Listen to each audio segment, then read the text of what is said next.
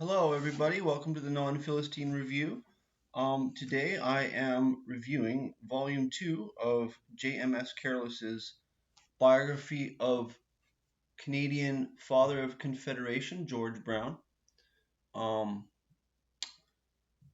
Brown of the Globe because he started the Globe and Mail newspaper. I first of all just want to let people know that I encourage people to look at the chapter divisions of the video to just if there's a subject you're interested in, please scroll over the chapter titles and feel free to click ahead to a subject you're interested in. Although what we're really getting at here, and I identified in the title of the video, is liberalism. And this is obviously the dominant both social and political in terms of who is in power. While identification of people in Canada, the United States, arguably in Britain as well, and this is why this review is important, because what is liberalism? What is a liberal? I am going to definitely assert that this man is a liberal or was a liberal. But I will also assert that the people who we call liberals today bear basically no resemblance to a liberal during the 19th century that is a real liberal. Now I'm going to clarify that throughout the course of this review. So I'm just going to start by showing photos. There's a engraving of the Canadian Assembly in let's see, it's in the late 1850s, early 1860s. This is the United Province of Canada. It says here on the caption that it's an engraving at the time of the fall of the Sandfield Macdonald Liberal government. That's in the late 1850s or early 1860s. We have a portrait of the monarch above the assembly. The gallery is full. The members are standing around. I believe this is at Quebec City. Possibly at Toronto because, it's actually probably in Toronto because the picture's from the Ontario Archives. But the capital of the United Province of Canada moved around, and that's indicative of the unsettled state of politics before Confederation, although heaven knows Canadian politics isn't exactly settled today.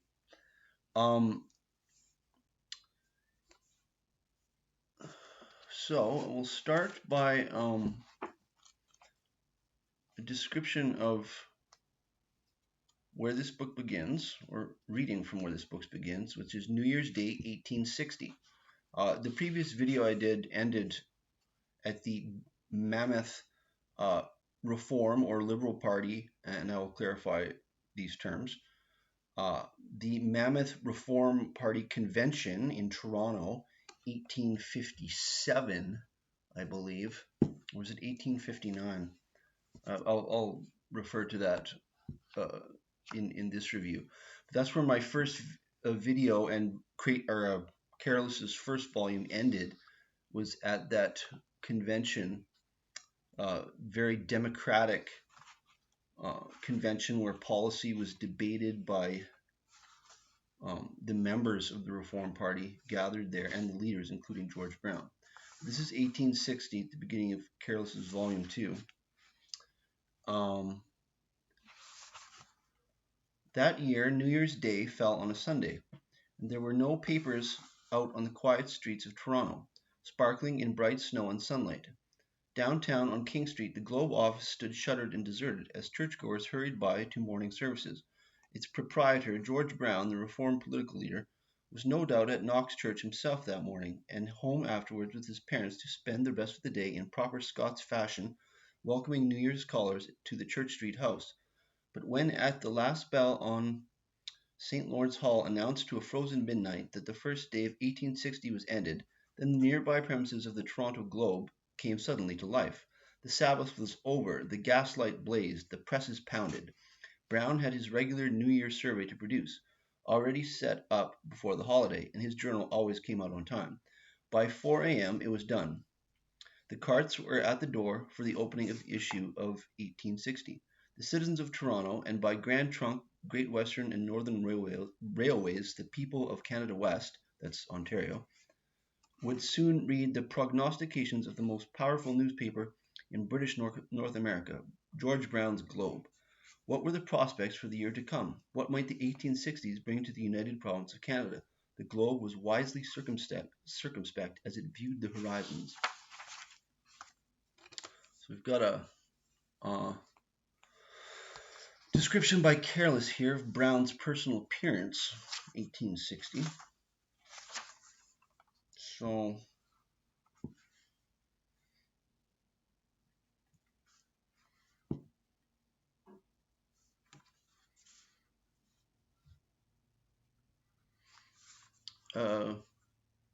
well, no, first I'm going to read the prospects of 1860. So, the Northwest. Here lay that spacious inland empire beyond the Great Lakes which the Hudson's Bay Company controlled and which George Brown strenuously urged Canada to acquire. He and his journal had eagerly supported Toronto's efforts to open effective communications with the Northwest, to extend Upper Canadian interest westward, and to make the city the metropolis of a vast new hinterland.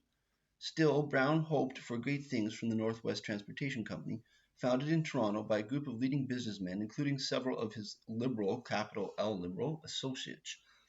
And though its promoters had so far had little return from their attempts to develop the transit trade across the Upper Lakes, the Globe in January of 1860 was confidently predicting imperial assistance for the company and declaring that these pioneers of modern Northwest enterprise would yet obtain a contract to carry the mail as far as the Pacific slopes of British Columbia. Be that as it may, another Toronto venture in the Northwest had apparently succeeded. At Red River, Manitoba, the one pocket of settlement in the Hudson's Bay Territory, two young Toronto journalists, William Buckingham and William Coldwell, had recently established the first newspaper in the inland country. The Nor'Wester would agitate for the annexation of the western lands to Canada, and it was not surprising that the Globe should run frequent excerpts from its pages. Buckingham, indeed, had been Brown's prize parliamentary reporter before going west, and Coldwell would be received into the Globe staff on his return from distant Red River. The two had journeyed to the Hudson Bay Territory the previous autumn, traveling by Minnesota by Red River cart, their precious type and press in a wagon drawn by two yoke of oxen. The Globe fully reported all their adventures, the passage through river, swamp, and prairie fire, and the near disaster at the outset when their oxen ran away with the wagon and spent an entire day lumbering in a mad circuit around St. Paul before the men were able to catch them. But at length the pioneer printers had reached the Red River, and at length the pioneer and set up shop. On January 26, 1860, when the Northwest mails were in, the Globe proudly presented the contents of the first issue of the Nor'Wester. So this is what's going on in Canada, or the United Province of Canada. Manitoba was not a province yet, but the Globe is sending reporters to the fledgling settlement at Red River. So now I will do the description of George Brown's appearance at this time. He improved his otherwise hard-working bachelor existence with evenings at the Winter Lecture Series in St. Lawrence Hall, where distinguished visitors such as Horace Greeley and Ralph Waldo Emerson were currently enlightening Toronto society. At any rate, he was there to introduce Greeley's address on Great Men, and his massive 6-foot figure loomed up as familiar familiarly among the lecture-going elite at St. Lawrence Hall, at the Music Hall, or at the Lyceum, as it did in the busy crowd on King Street when he strode along to the Globe office or the St. Charles restaurant, long arms swinging, a ready smile for an acquaintance on his eager, expressive face. He was 41. His red hair was fading somewhat into brown, and had sufficiently receded that a hostile observer could unkindly term him a hungry-looking, bald-headed individual. Still, Brown's long, strong features, powerful jaw, and piercing blue eyes might well have appeared hungry-looking to the aforesaid observer, one Captain Rees, seeing that the captain's calm proposal that the Globe print his theatrical posters on credit had been indignantly rejected. So this is something of the personality of George Brown and appearance. So the Great Reform Convention in Toronto, 1859, I wondered whether it was 1857, it was 1859, had produced as the main plank of the Reform platform, as the Reform Party, the Federation of Upper and Lower Canada. Brown and others drafted the formal address of the Constitutional Reform Association, summarizing and stating reform policy resulting from the convention. The 19th century liberal priority, the idea of limited government, prominent in the address.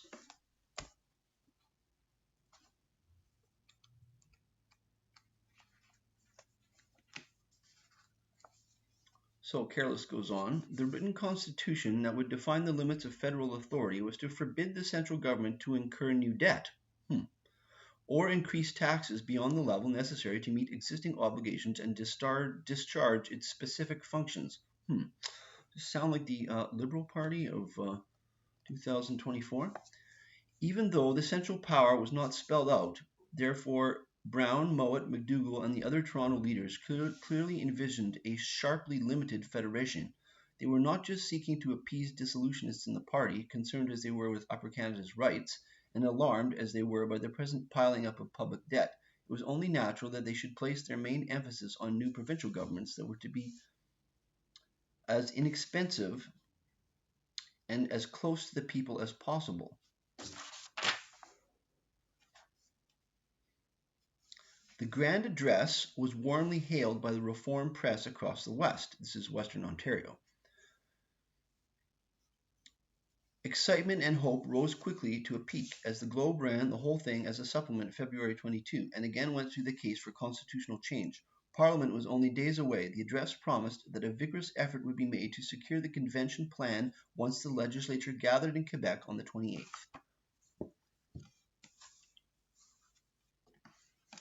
So, the groups that comprise the Reform or Liberal Party, I explained in the first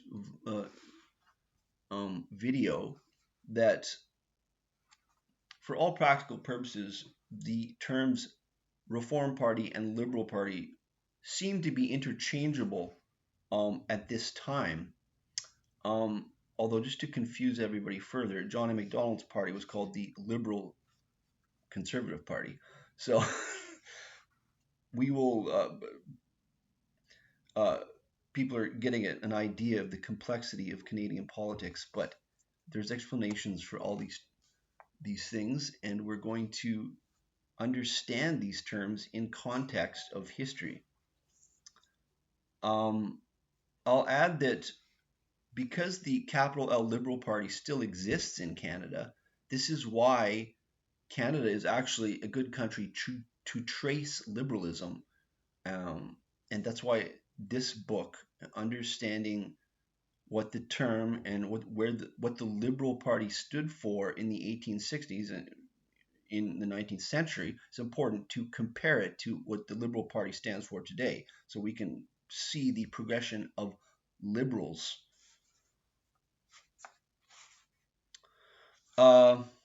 So the groups that comprise the Reform or Liberal Party at this time.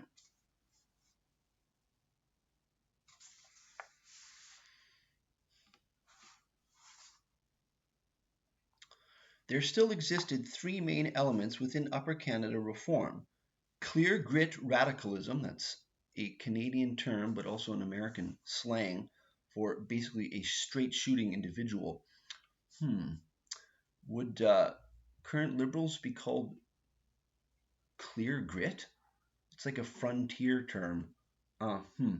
So there still existed three main elements within Upper Canada reform: clear grit radicalism, whose roots were deep in the agrarian Western Peninsula; Brownite capital L liberalism, focused on Toronto though spread throughout the West; and moderate reformism, more in evidence eastward from the city, and particularly in the constituencies along the Upper St. Lawrence, a region dominated by the proud and prickly John Sandfield Macdonald, who was premier of the province of Upper Canada at some point here, not yet. So the assembly opens at Quebec.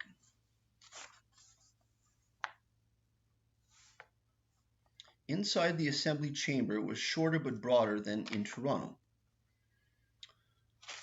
It was embellished with portraits of past speakers hung on the front of narrow galleries that ran around three sides. The 130 members arrayed below, 65 from each section or province, Upper Canada, Ontario, and Lower Canada, Quebec. 65 from each section were seated much as in Toronto. Premier Cartier, galvanically active, and his finance minister, portly Alexander Galt, shared a desk in the front row rank of the government side. The massive Cartier's Bleu supporters from Lower Canada ranged behind them. As leader of the Upper Canadian half of the cabinet, John A. Macdonald also had a desk in the front row.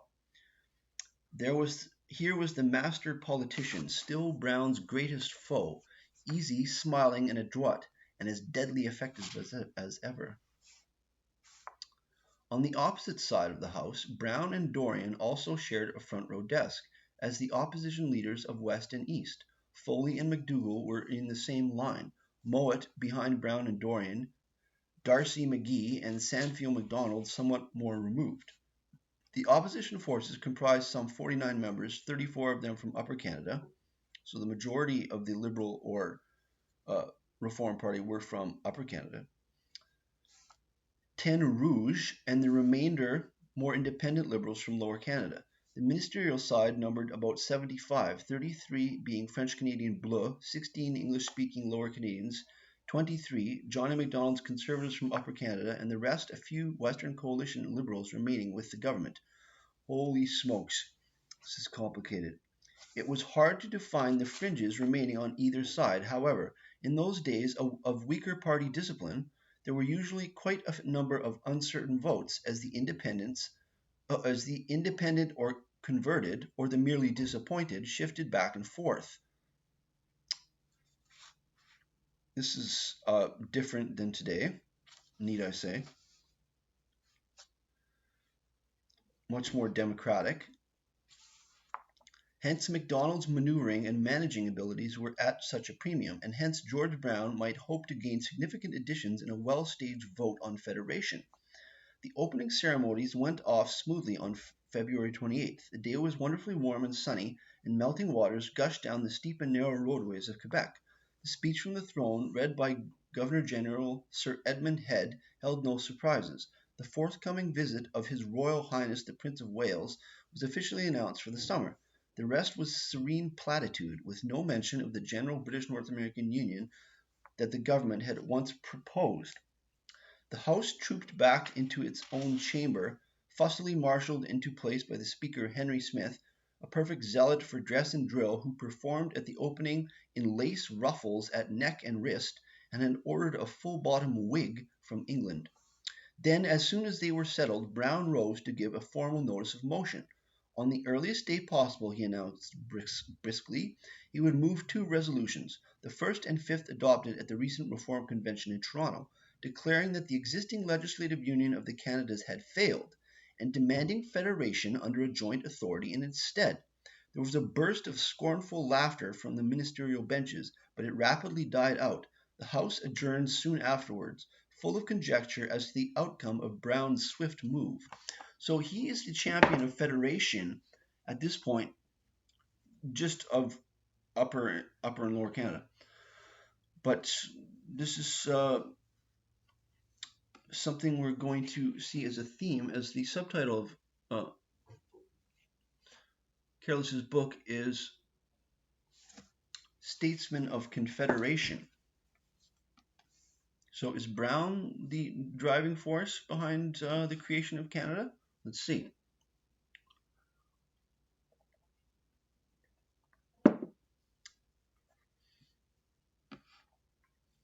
So Brown is quick out of the gate. He proposes this motion of federation right off the bat when the Assembly sits in 1860.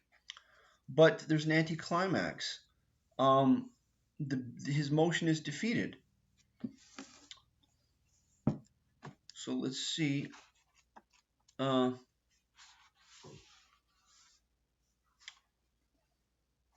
So it was not until the night of April 30 that the ill-fated resolution finally came before the Assembly, and Brown, in introducing them, rose to make one of his giant speeches. He spoke from 8 till well past midnight to a full house and crowded galleries.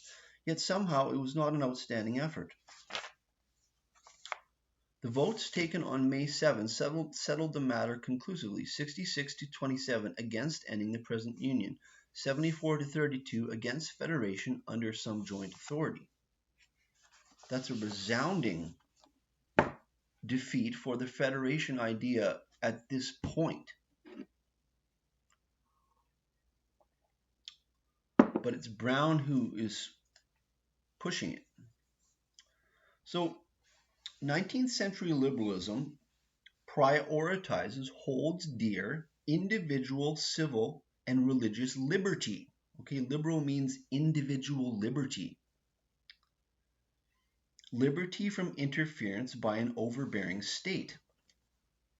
This referenced by Careless here with respect to Upper Canada and the Reform Party representing this individual liberty, and Lower Canada a more close relationship between the Catholic Church and the government. Okay, so the roots of liberalism lie in the Protestant Reformation, in not wanting the Catholic Church to tell people what to do. This obviously is more specifically to the history of England in the Reformation, but also Scotland. This is not remembered today, but this is saying that this was the case in Canada at this time because Quebec was a very dominant Catholic society. But this is bringing up old divisions already at this time, referring to the Reformation. But I'm not going to go that far back in this, but it's important to mention that.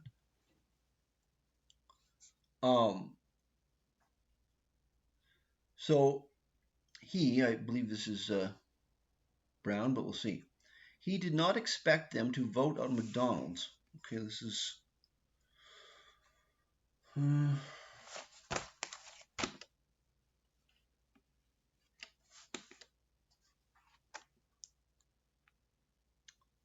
Yeah, so I think Brown is in Kingston, Sir John A. Macdonald's hometown. And so he's talking to the Kingstonians. So he says, he did not expect them to vote on Macdonald, he said frankly. Kingstonians were only aroused now because your own toes have been trodden on. I think Kingston was snubbed, or some of the... When the Prince of Wales visited, I think he skipped. It has something to do with the Irish Canadians, so we'll see what happened. Kingstonians were only aroused now because your toes have been trodden on. Yet this should simply bring home to them how much the government had ignored the basic interest and feelings of Upper Canada. And while Orangemen, that's Northern Irish Protestants, and while Orangemen had not been on the side of civil and religious liberty thus far, they now might recognize how they had suffered under a conservative ministry subservient to Lower Canadian masters for the past 6 years. Getting into the social and political dynamics of Canada at this time.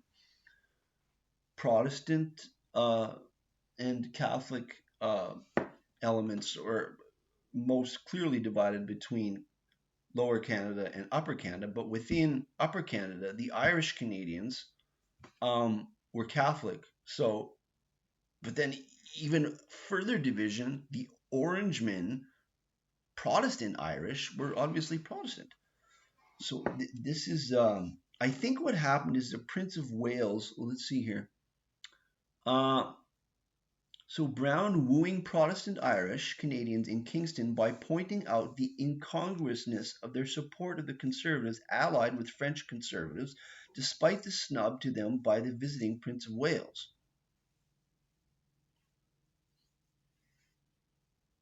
Yeah, so I think the Prince of Wales avoided the Orangemen, the Protestant Irish, when he visited Canada because he didn't want to cause trouble in Ireland, which was still part of the UK at that time. So these dynamics are going on, but he's appealing to the Protestant Irish in Kingston to join the side of religious and civil liberty. The West here meaning Upper Canada or Ontario, specifically the western part of Ontario. Careless is wonderfully in the background in his writing. George Brown and the events and ideas of his life and society are the subject here. A comment on the historical writing of Careless. This is the way historical writing should be. So, got some more quotes here.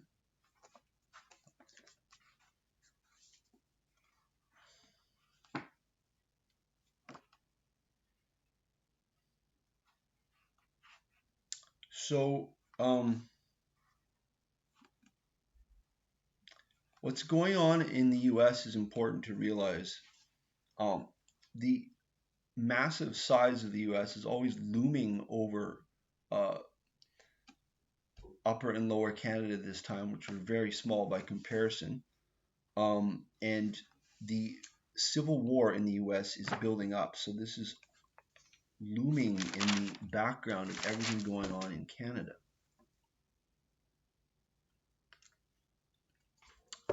So George Brown was first of all a journalist and then entered politics from that perspective, but he still maintained, he was still editor of the Globe this whole time. So let's see a quote from the Globe at this time to hear how newspapers wrote at this time. So this is a quote from the Globe.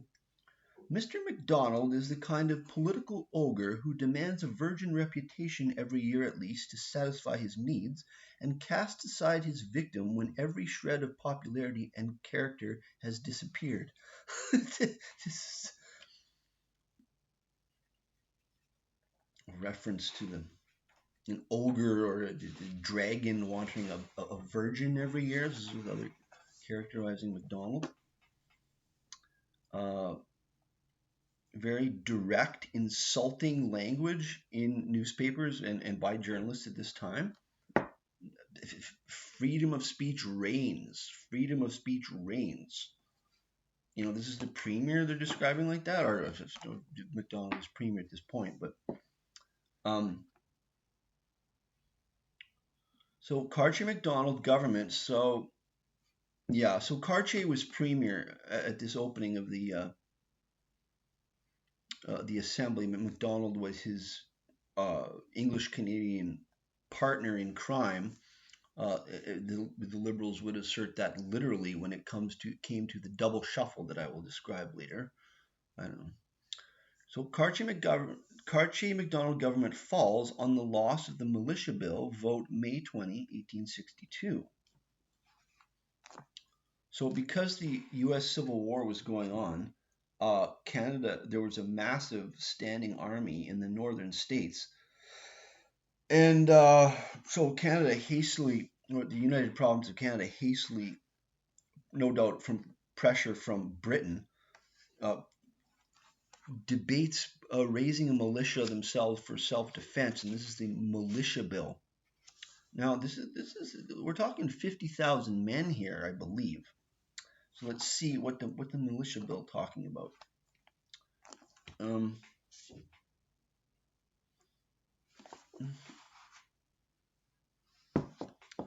So the Governor General oddly calls on maverick, stilted Liberal Sandfield Macdonald to form government. The question to the Clear Grits and other Reform leaders, including Brown, do they go into a government with Sandfield Macdonald?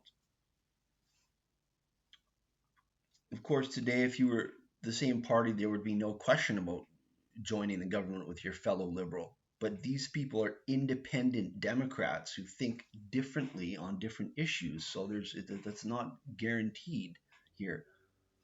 Sandfield Macdonald was against rep by pop, a representation by population. But after deliberation, Brown decides not to be dogmatic about what had been one of his two main principles and not to split the party. John A. Macdonald, up to something, makes an about face on rep by pop, and an intermediary approaches Brown to form a coalition to vote in tandem against any government that would not concede the issue. So conservatives, John A. Macdonald, is not particularly ideological. He does a complete about face on what is one of his opponent's two main issues. Up to this point, Macdonald had resisted representation by population because he was allied with French Canadian conservatives, and he correctly saw that if representation by population was granted, up till then, the seats in the Assembly were split 50-50 between Upper and Lower Canada. So if representation by population was conceded, Ontario or English Canada would dominate the Assembly. And as he was in alliance with the French Canadian Conservatives, he opposed representation by population, but then he does a complete 180 on that. Why is he doing that? Why Johnny Macdonald is the arch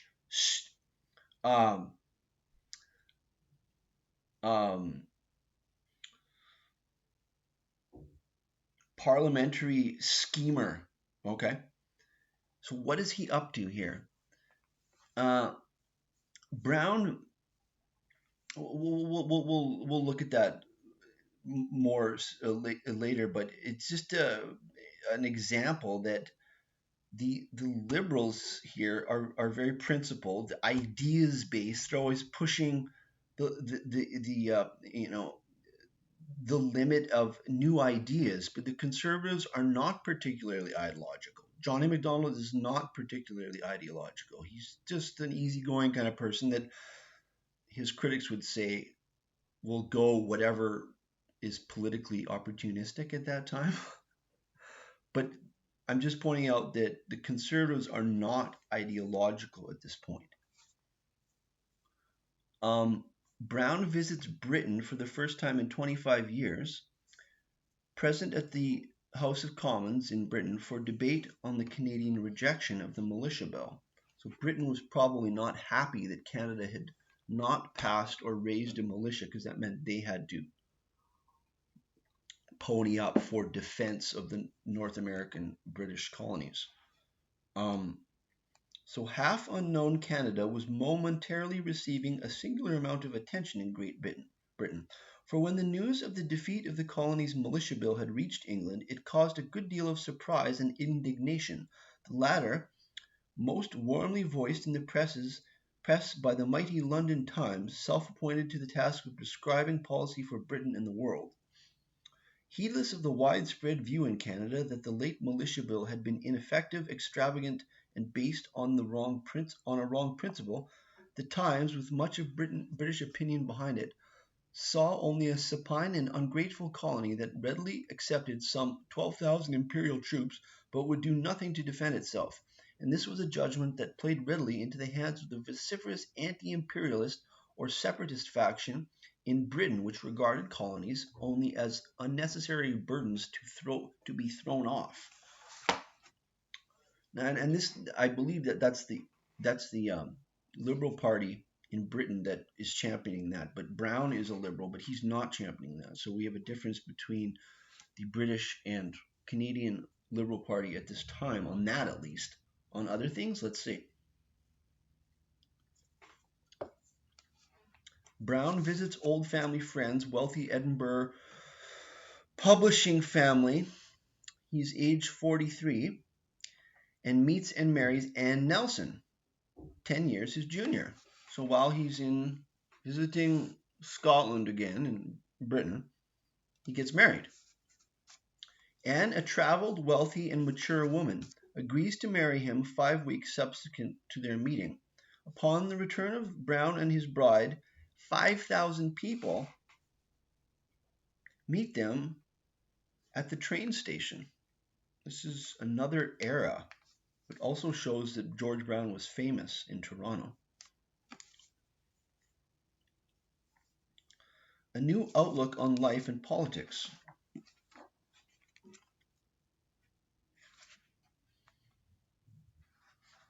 Another influence stemmed from his experience in Britain. As he had indicated in his own words, his British visit had brought him a new sense of scale, of dimension in politics. He had seen Canada's problems against a background of imperial issues at the very focus of the world.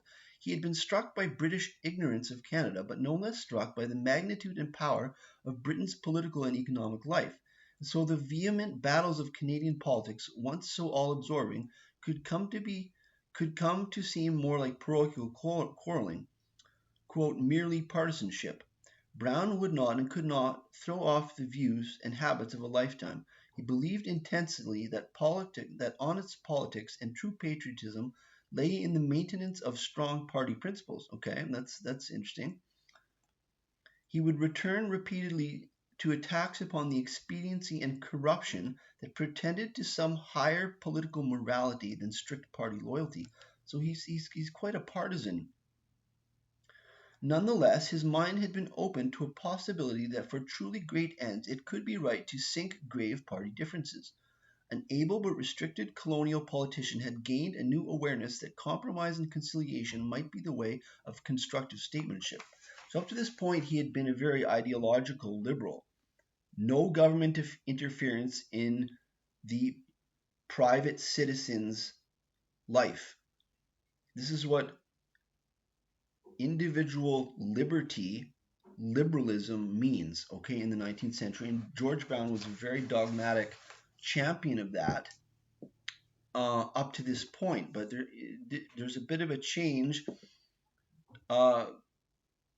when he visits Britain at this time and gets married. So a new outlook on life, yes. Brown returns to the fray, wins by-election in the constituency of South Oxford.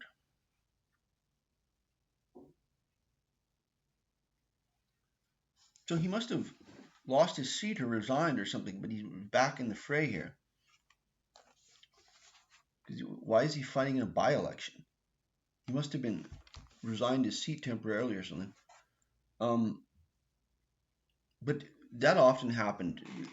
For example, John A. Macdonald famously ran in a constituency in Victoria, British Columbia, that if he had visited there, he'd only visited there once or twice. He didn't live there. It's obviously thousands of miles away from where he lived in Ottawa or Kingston. I mean, it was Ottawa at that point. But party leaders often ran in a constituency for different reasons, and here Brown is running in a by-election for some reason. So still, what should he do about politics, about the deep sectional discord in the Canadian Union that still demanded remedy? The inept, moderate Liberal government, I think this is Sandfield Macdonald who is still in power, that hoped to find the solution in the futile double majority principle. I won't even explain what that is, it's so complicated.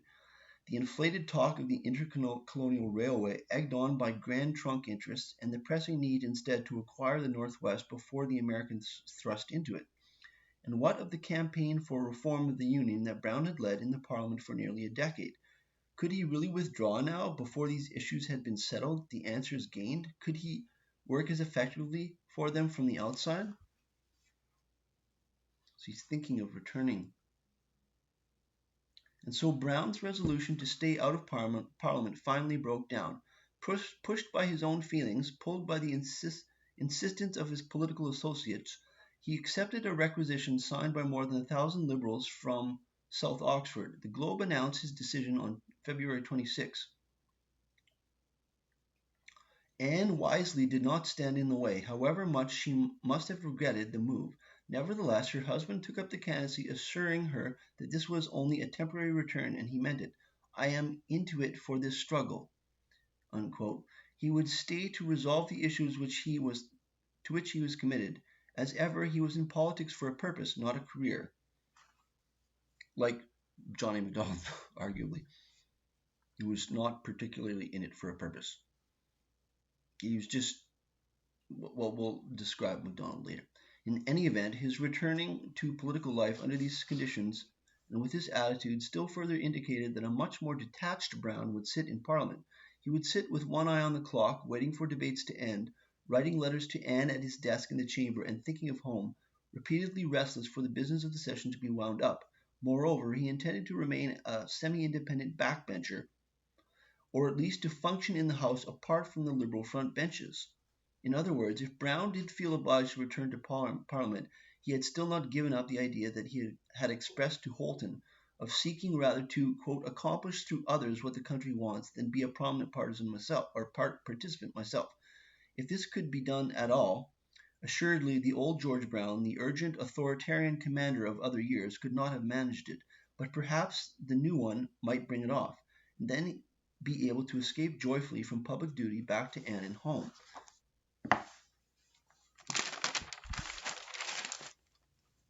So the Sandfield-Macdonald-Sicotte ministry clings to power. Brown finds himself in the position of kingmaker when the Governor General convenes a tete-a-tete of the various reform elements. But Brown had changed, no longer the die-hard, sticking to principle, to have John A. Macdonald and Cartier reap the benefit.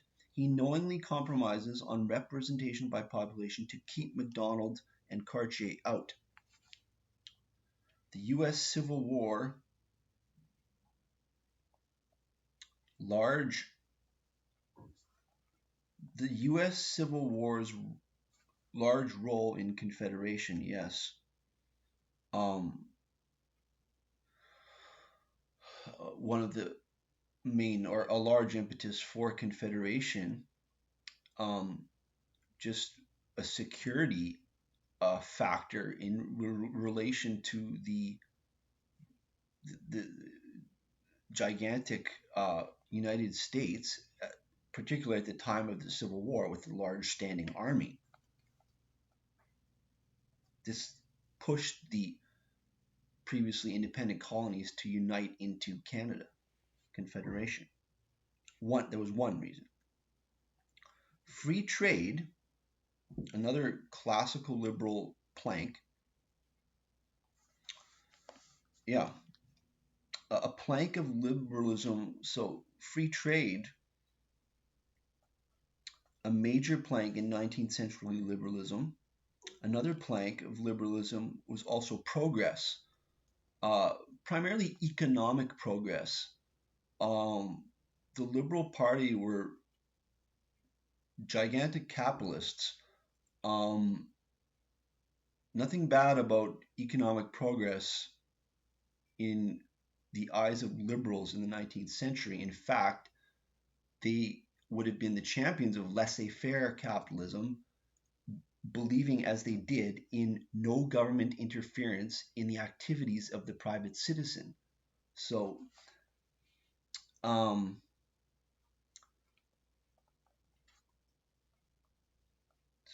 he could not bring himself to appreciate the French-Canadian devotion to custom, faith, and culture, quote, this is from Careless, which to him appeared unprogressive and, quote, priest-ridden.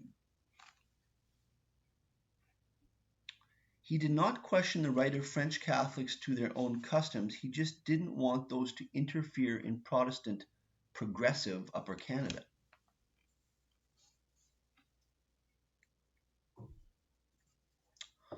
So in Canada today, it's very rare that you'll get certainly a federal politician from English Canada who really says much of anything about Quebec, because having to do with the with separatists in Quebec and not wanting to stir up a separatist sentiment. But Brown does not do that. At this time, there's well, we'll just give an example of the way he talks to Quebec and about Quebec through the pages of the Globe, I believe here. So let's see.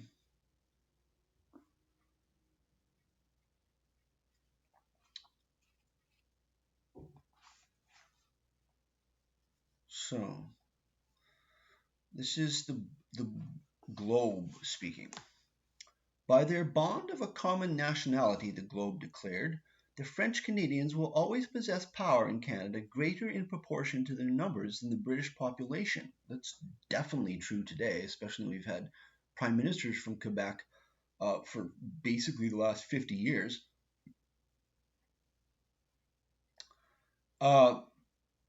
We do not object to that. Let them make all they can out of it, but let them not expect to govern us by a minority.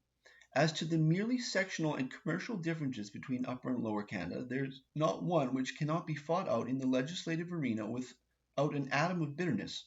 Upper Canada has not the slightest objection to allowing Lower Canada to manage her own affairs. If she will consent to leave us alone, we have no desire of interfering between priest and people in Lower Canada. But let us endeavour in carrying on the affairs of our common country to arrive at some basis on which we may all stand in peace and contentment. We see no insuperable difficulty in the way of this result, and shall not cease to strive for its accomplishment.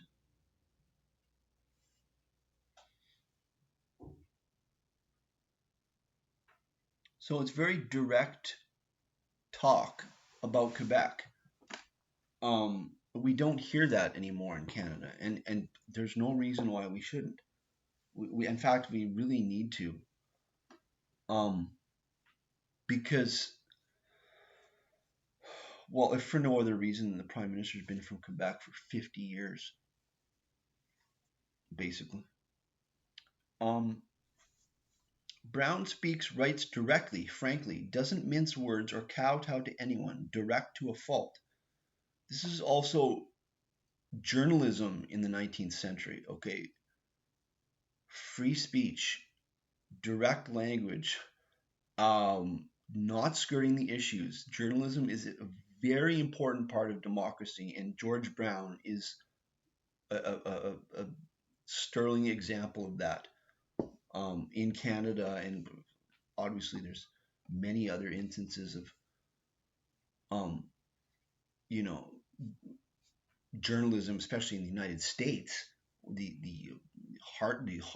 heartland of free speech. But Canada has these classical liberal ideas itself, and in Canada, George Brown would be one of the prime examples because of his fame having entered politics, besides being the editor of the Globe. So Brown founds the Canada Farmer, bi-weekly magazine of agricultural, horticultural, and rural affairs. Brown had always had, well, he owned land in Western Upper Canada, and in later years he also owned a farm there. So he was always interested in rural affairs. Also, Ontario was more than 50% rural at this point, a lot larger than 50%, I believe, in terms of the population. Galt here identifies Brown as an independent member of the Assembly, though known to be a leader of the Reform Party, not identified here as a member of the Sandfield-Macdonald Liberal government. Members of Parliament more individuals, not party sheep. The main difference between Brown and Macdonald was that Brown, a man of principle, and Macdonald, a patriot who understood politics as a practical affair, not an arena of fixed ideological principles. Okay, this is the difference between liberalism and conservatism in the 19th century. Conservatism is not particularly ideological. It's just identifying with your family, your ancestors, king and country, um, whereas the liberals like ideas. Okay. Um, Brown here interprets Macdonald's purely political attacks, no doubt meant to score political points, in the papers and thus with voters as a personal attack. One is inclined to conclude Brown was more moral, but John A. more politically astute. Although at the bottom of everything, as with Gladstone and Disraeli, two different personalities, Brown could not bring himself to abandon his principles because he was a religious personality in politics. And there's a strong connection between uh, the religious personality and liberal personality. And once again, we can go back in history, whether you want to start with the Reformation or with the English Civil War, where the Puritans were uh, the one side and the Tories the other. So we can see this connection between the religious temperament and liberalism. And George Brown is definitely an example of that. So, two different personalities. Brown could not bring himself to abandon his principles because he was a religious personality in politics. John A. had a religious faith, but considered it separate from politics to a certain extent. John A. was more Machiavellian and saw a separation between religion and politics. Once again, this is completely throwing into different than the 21st century our idea of conservatives. But let's see here. Brown was the quote clear grit chieftain. Chaos in the assembly, as with razor thin majorities on votes, Sandfield Macdonald government resigns, and after no one else being able to collect enough votes, Macdonald, at the behest of Etienne Taché, returns the Liberal-Conservative coalition to power, with Cartier, Galt in cabinet, but also now including former Liberals D'Arcy McGee and Foley.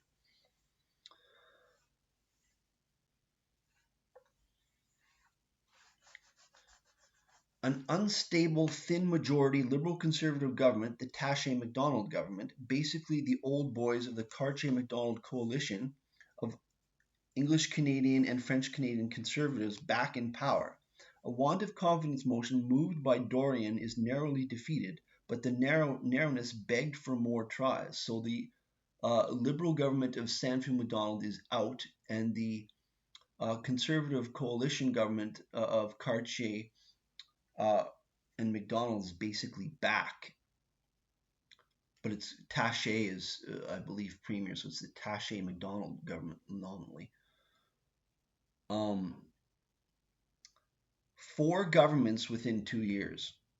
Everyone aware that the system broken, British and French in one legislature, led to coalitions and open-mindedness, but lack of clear mandates and perpetual deadlock.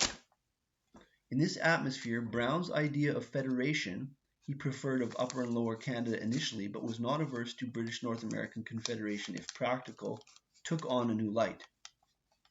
Brown moved that a constitutional committee be convened made up of leading members of all points of view. It passed.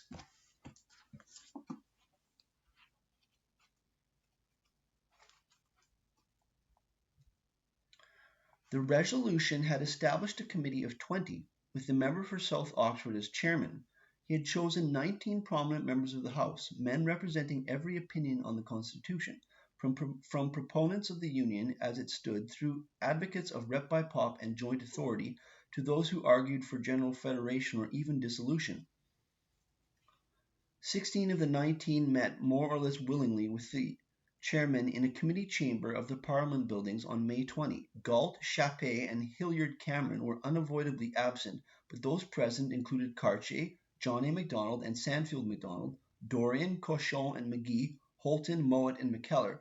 Brown began the meeting significantly and typically. He strode to the door, locked it, and pocketed the key. Getting it done. Man, wish we had politicians like that today. Now, gentlemen, he said emphatically, you must talk about this matter, as you cannot leave this room without coming to me. At its end, he judged it, quote, a very useful and harmonious discussion. They went over the general outlines of the constitutional problem and considered questions of procedure.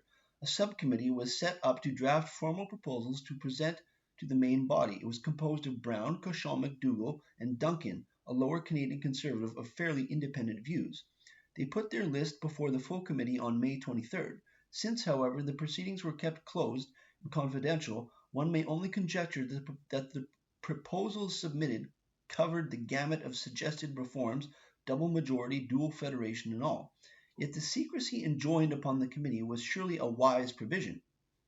It prevented mere talk for the record and long arguments about consistency, and removed the restraints of party obligations and the need to make political capital. At last, opposing politicians with long and often bitter experience of government under the Union of the Canadas could join in deliberate, dispassionate discussion of its problems.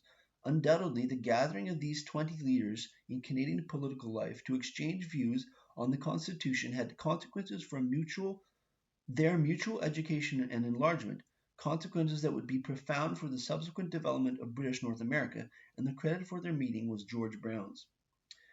There were 8 meetings in all, conducted throughout, it was reported, quote, frankly and in a spirit of compromise. Yeah, wow, getting it done, you know? Somebody locked Vladimir Putin and Joe Biden in a room and said, you're not coming out until you have some kind of solution here. Good heavens, things would get done in this world. How come that and in Canada or in any country? It's like, get it done, people. Okay. So, the majority of Quebec members voted against the establishment of the Constitutional Committee. They did not want a federal government,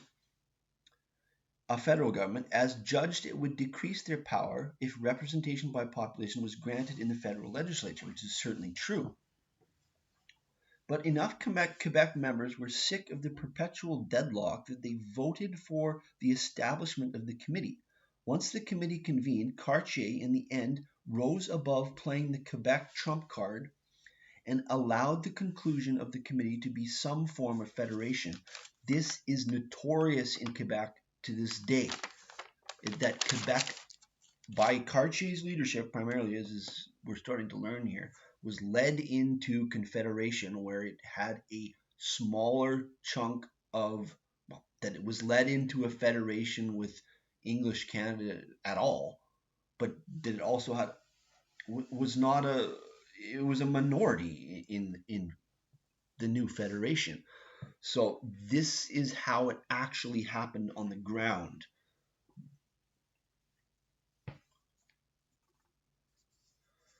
In this committee, the working relationship between the leaders of both sides carried on. The old arch enemies, Macdonald and Brown, meet to talk coalition for the sake of federation.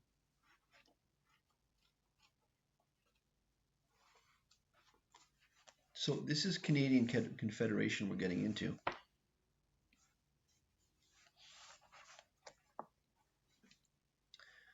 At 1 o'clock on the 17th, he received Brown received the 2 government emissaries in his pleasant room that overlooked the harbor in Quebec City.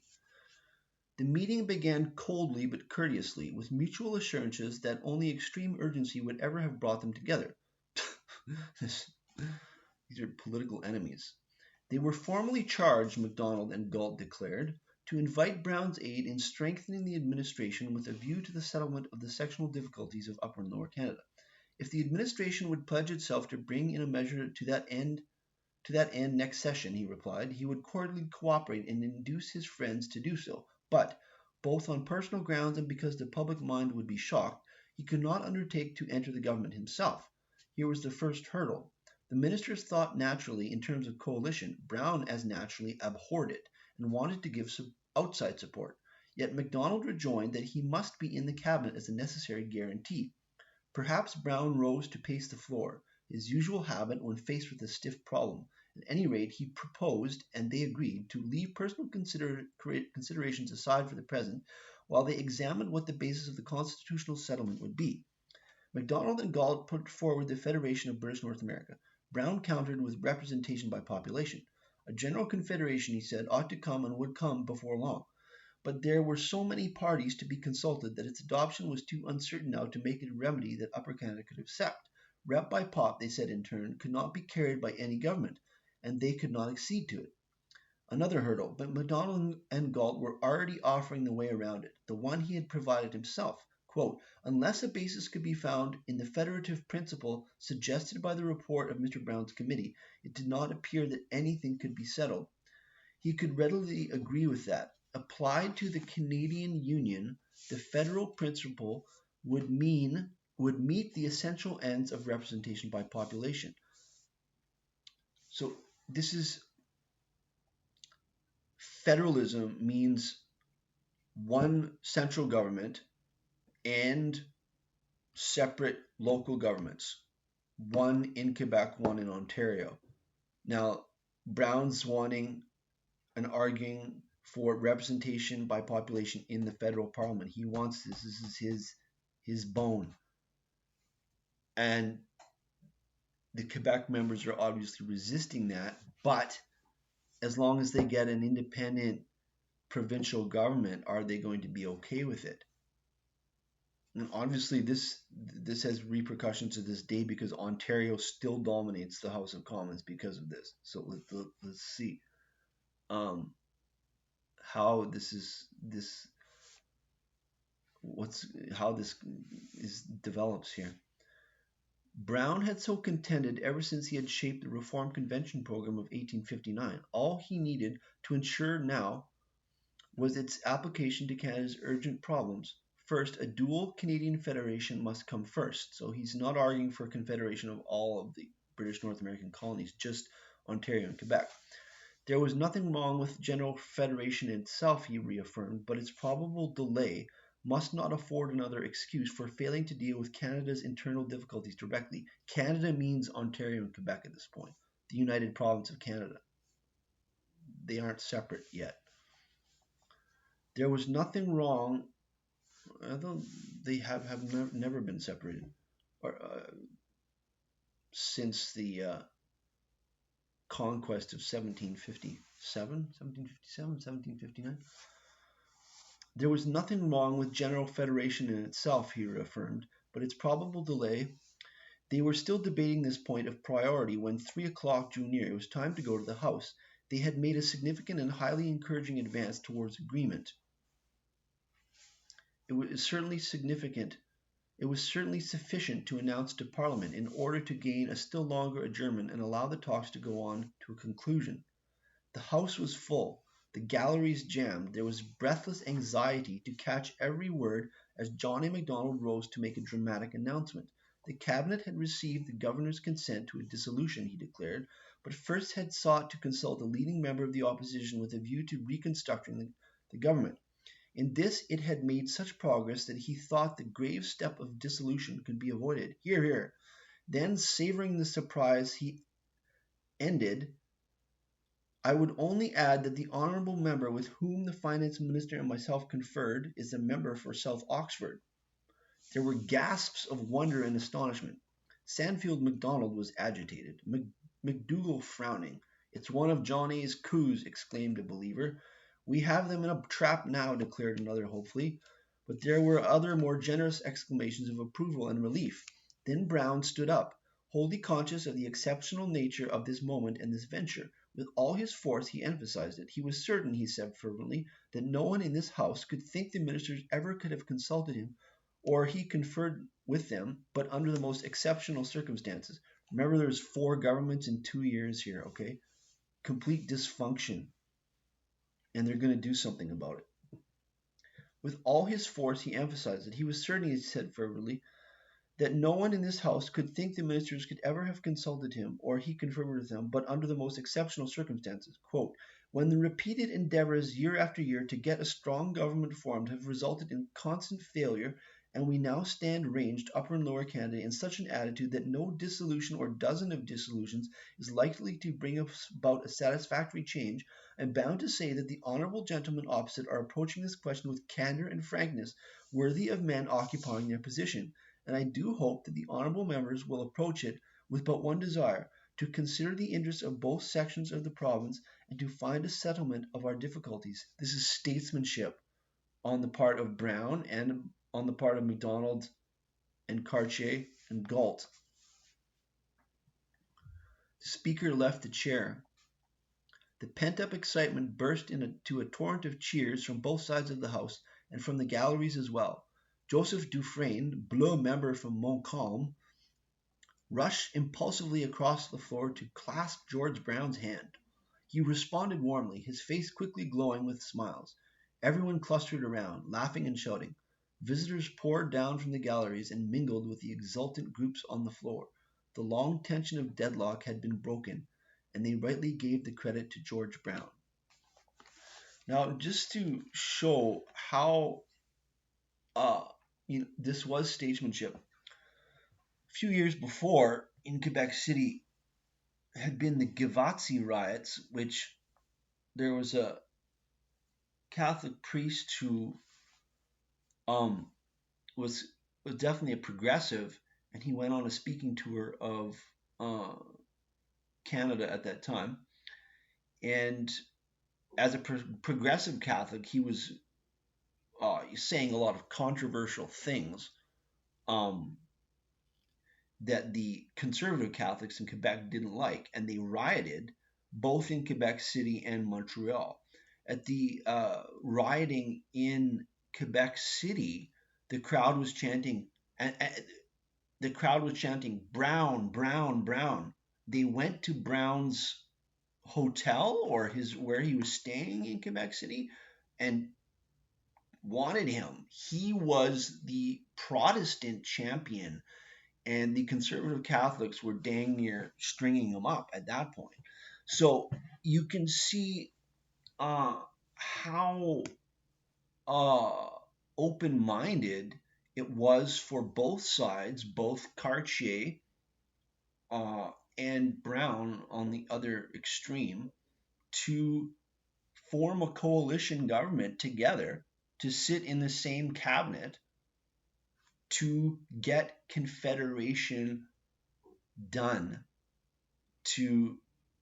It's open-mindedness. It's both sides swallowing their pride to advance and found a new country. This is the Canadian heritage of open-mindedness. And let's learn more about that.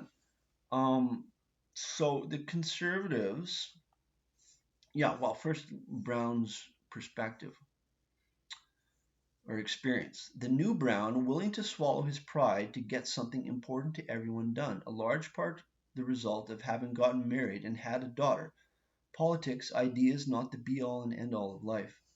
The Conservatives, Macdonald and Cartier, had long resisted federation because they saw it would come as population dominance would only grow to be dominated by English Canada.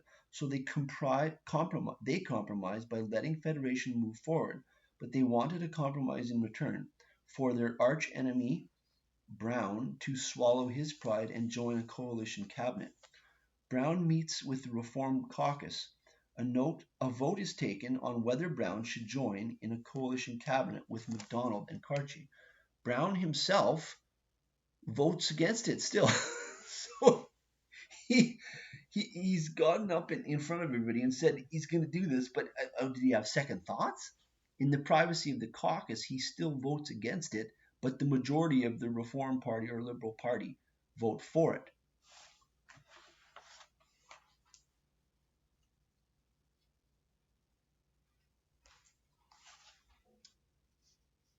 So he says in his letter to Anne, the deciding factor was that he entered a coalition cabinet with his political enemies to get federation for Canada and possibly all the British colonies done.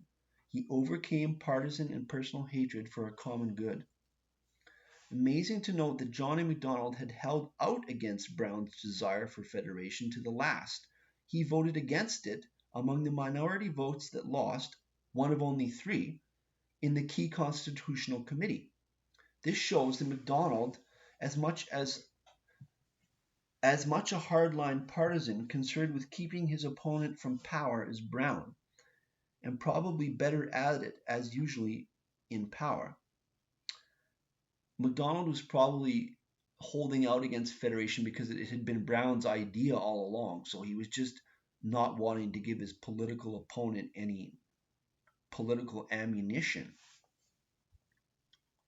But John A. Macdonald's always associated with Confederation, but we need to realize that he held out against it until the end when they got in this room. Brown locked the door and said, okay, we're not leaving here until we sort this out. But Macdonald compromised himself, and Cartier more significantly, because he was representing Quebec in this,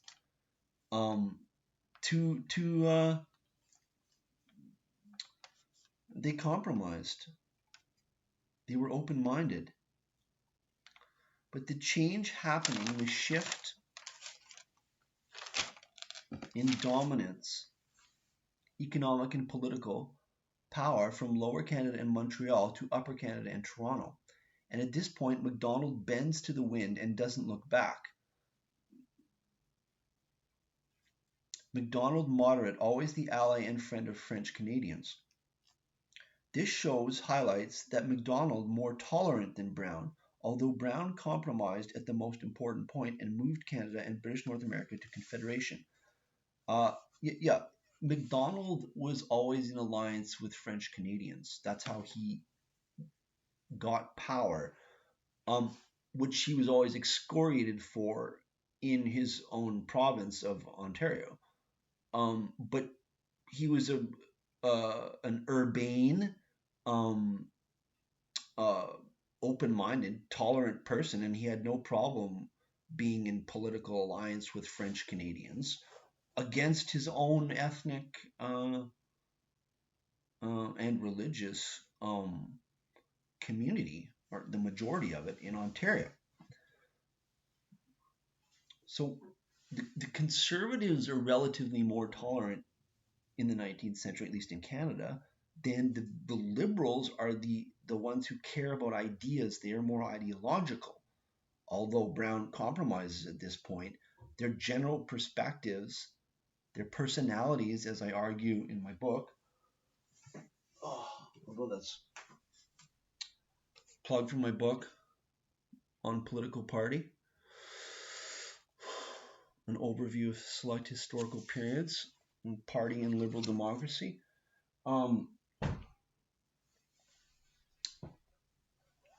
That I mentioned in my book that we're talking about perspectives resulting from natural personalities. I'm not saying one's better or one's worse. This is why John A. Macdonald thought this way. At least that's one factor in him thinking like this, and this is why George Brown thought this way.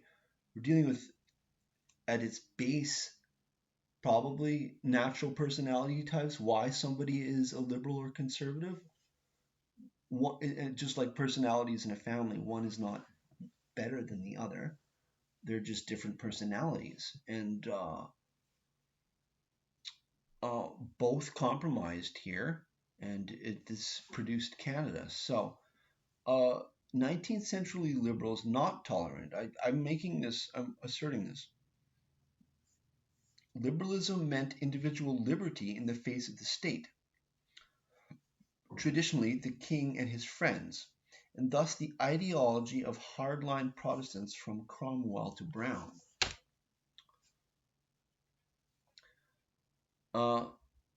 If political party and ideology are, as Churchill avers, I got that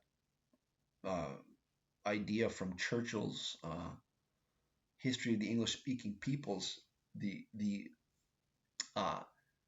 assertion that liberalism or liberals and conservatives originate in natural personality types. I get that straight from Winston Churchill in reference to the Whigs and Tories in the 17th century in England. So that's not my idea, that's Churchill's idea. He asserts that. But if political party and ideology, and please read my book if you want to learn more about that. If political party and ideology are, as Churchill avers, and I relate in my book, representations of temperaments, natural personalities, I think there has been a mistaken attribution of tolerance to liberals. It's not saying they're worse off for this or they're bad people, but the liberals care about ideas, a real liberal, not these people now that as does George Brown, hardline Protestant, individual rights, limited small government sound like a liberal in the 21st century? No, there's like, but we're talking about real liberals here. And not to say to disparage real liberals, but I think I'm asserting that there has been a mistaken attribution of tolerance to liberals. In the Canadian example, John A. Macdonald is relatively more tolerant. George Brown is more the hardline ideas guy. In the instance of Brown, his significance and importance to not only Canadian but broader history is that he was a genuine liberal who compromised with conservatives and achieved Canadian Confederation, a major historical achievement. So maybe this is all the people can make what they want of that. But I think it's important. This is an important example of a liberal compromising on his ideas. Brown is a hero of liberalism because he held the line of his beliefs, his principles, up to the last and won concessions of a large part of what he wanted, but at that point swallowed his pride of principle and befriended his ideological enemies. Statesmanship. Careless calls him, quote, the real initiator of Confederation, unquote. Is this attribution and his description of the other major figures more broadly, particularly Macdonald, accurate? He calls Brown the real initiator of Confederation. Let's look at his characterization of Macdonald first. So he characterizes Brown as the real initiator of Confederation, but he also gives us a strong opinion of what he thinks of Macdonald. So let's first look at what he thinks of Macdonald's, particularly in respect to Confederation, but generally as well. Careless characterizes Macdonald in this one major incident and broadly as unprincipled. Is this fair here and generally? To answer that first, another question, what were Macdonald's principles? His main principles were formed by his youth and young manhood in Loyalist Kingston. So identification with Britain in the face of the powerful United States. Also identified with the Church of Scotland, the established state Scottish Church, as this was a major social presence in his personal environment and development in Kingston. So his principles were identification of Canada with Britain and the established state connected, and identification of Canada with Britain and established state connected Christianity.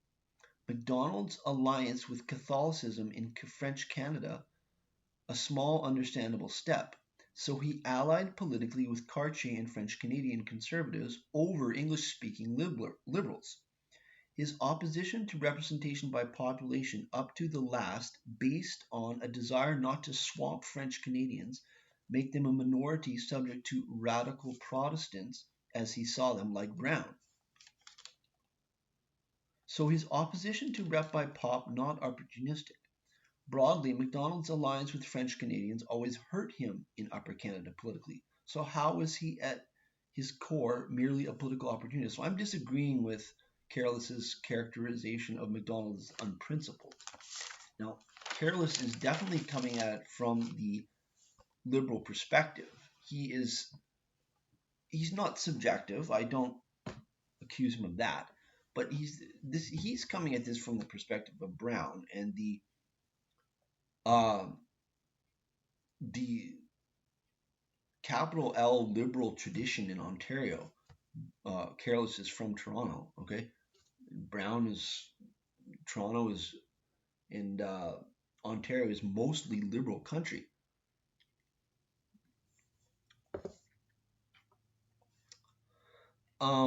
Even more, furthermore, even on his concession to French Canadian resistance to federation, granted that kept him in power and thus suspect, this didn't entail a sacrifice of his core principles of the British connection and traditional established Christianity. So people accuse Macdonald of being unprincipled, of just betraying his own community and religion to always get in power by the support of French Canadians. But was that unprincipled? As long as John A.'s principles were identification with Britain and state-sponsored Scottish Church of Scotland Christianity. So if he thought that an alliance with French Canadians was advancing the overall power and interest of the colony and of the empire, he would do that. So was he compromising on his principles? I don't think so. Was he unprincipled? I don't think so. Macdonald certainly politically opportunistic, but to say he was broadly unprincipled at least goes too far, in my opinion. Conservatives not particularly ideological in the 19th century or in earlier centuries. It's the liberals that are ideological. And having argued this, I completely concede Careless's accurate correction of the record that Macdonald, far from the real father of Confederation, here Careless is right 100%, a reluctant convert at the last was Macdonald. This is something I learned in this book. Brown indeed the primary father of Confederation. Indeed. Careless gives the second biggest role after Brown in Confederation to Cartier. Cartier has been excoriated in Quebec ever since for allowing French Canada to become a minority of a much larger English-speaking federation. In the United Province of Canada, power was 50-50. In the Canadian Confederation, 30-70 and now 20-80. Thus, on a solely numerical basis, Cartier did lead French Canada into a more minor share of power. But that's a statement before Pierre Trudeau, so we won't get into how Pierre Trudeau completely can change the Canadian Federation. With official bilingualism, the bureaucracy. Okay, I'll stop there. Okay. What, therefore, is Careless's and our own conclusion about Cartier? What had been going on the ground in the Assembly important to understand.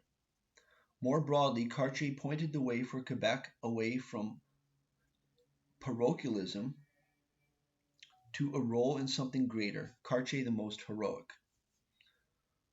So, yeah, if Cartier is excoriated in Quebec, people have to remember what was going on in the assembly at that time. It's just completely dysfunctional. There had been 4 governments in 2 years. The independence of the members of the assembly, each individual member, made it very complicated, and so this puts Cartier's acceptance of Confederation in light of wanting to move things forward, and shows he was really open-minded and a big thinker who actually led French Canadians away from parochialism to having a major role in something bigger. So he deserves credit for that. I don't agree with the excoriation of Cartier. He's probably the most heroic. Brown was asked to swallow his pride and join a cabinet with Macdonald and Cartier. Thus, Macdonald and Cartier were allowing Brown real power, a chance to actually implement his main causes, federation and representation by population. Again, no small thing, as Ontario has dominated the House of Commons ever since. Federation, that's talking about representation by population in the new federal legislature.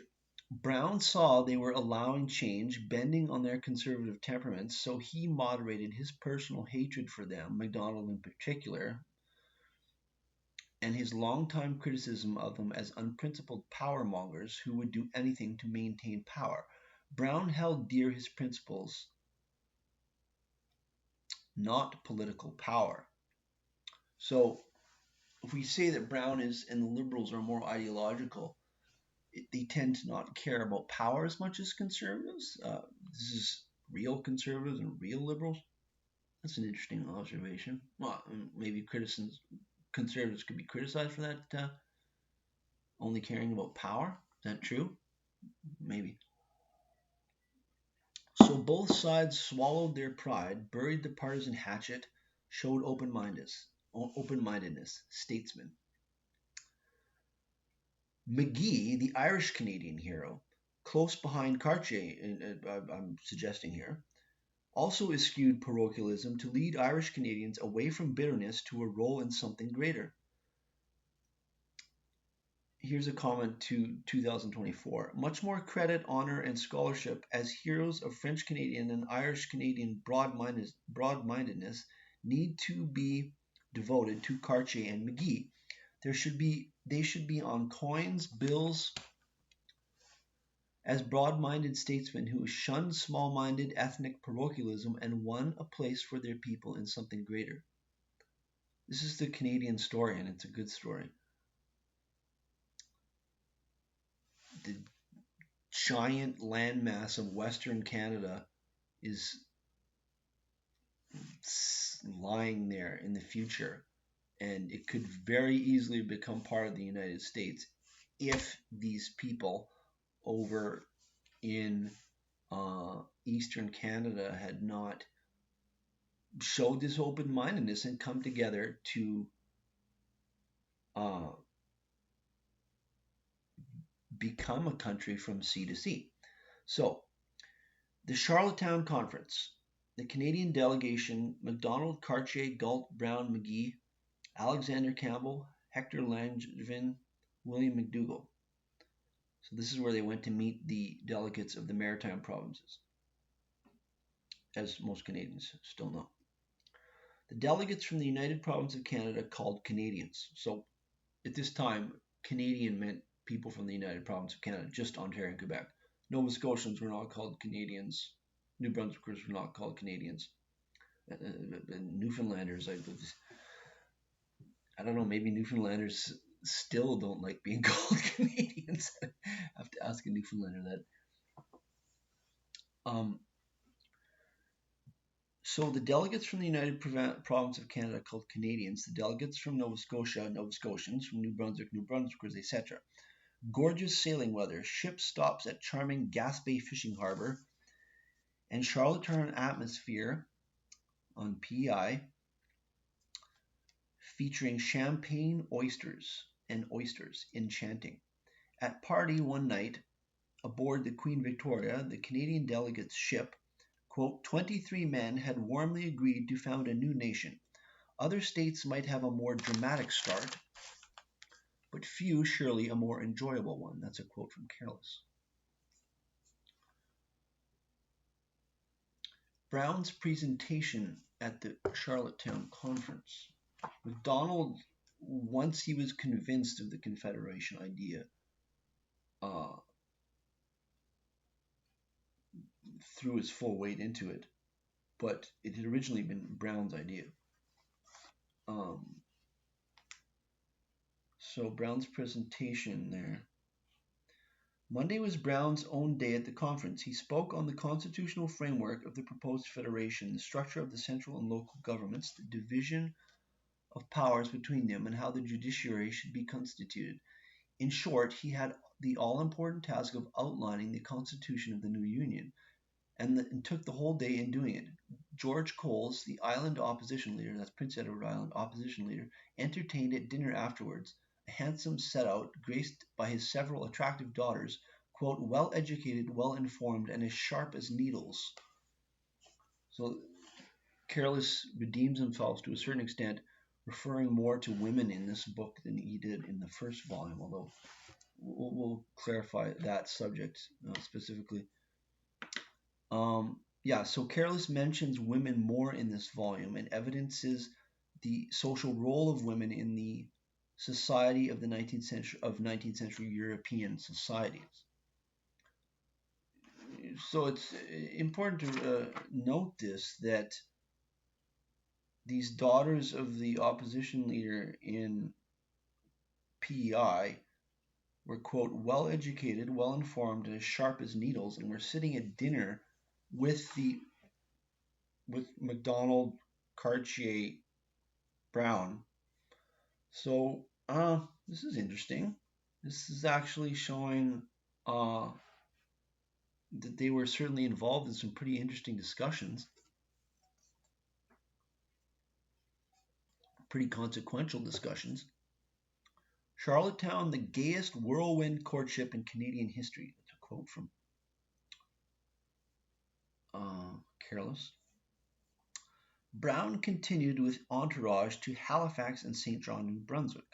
Careless ascribes the Maritimers' inability to join into one Atlantic province to balance a larger province with Ontario and Quebec to identifying with one's province. That's an important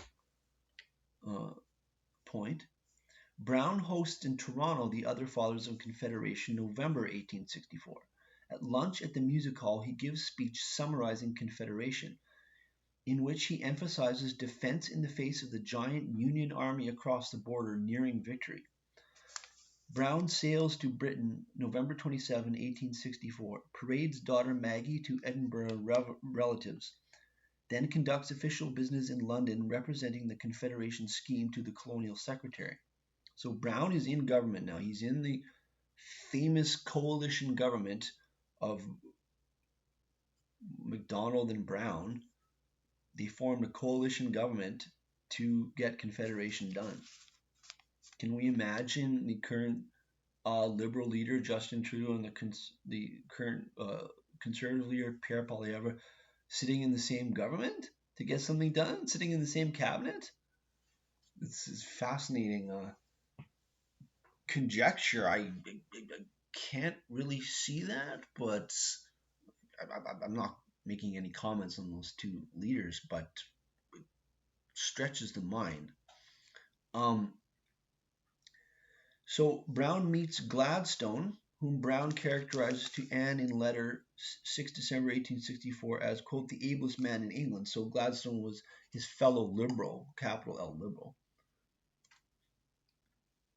So he would be expected to like him. But his letter about Gladstone conveys that he was expected to hold him in awe as some intellectual titan, but says to his wife in confidence that he did not find him beyond him. Judge lets Brown's business and agricultural investment at Bothwell a counterweight to the macro ideas he rightly championed. This is it's a fairly traditional English and Scottish idea that the members of Parliament usually had agricultural estates in England and Scotland, and it's sort of they would be in the country for a few weeks or months, and they would go to London. They'd often have a house in London or in a townhouse or something. So Brown is doing this in Canada, and I think although Canada is a much more democratic culture, but he has this land in southwestern Ontario at Bothwell and later at another place. So Tilly, that's the New Brunswick father of Confederation, his government is called Tilley's Reform Government.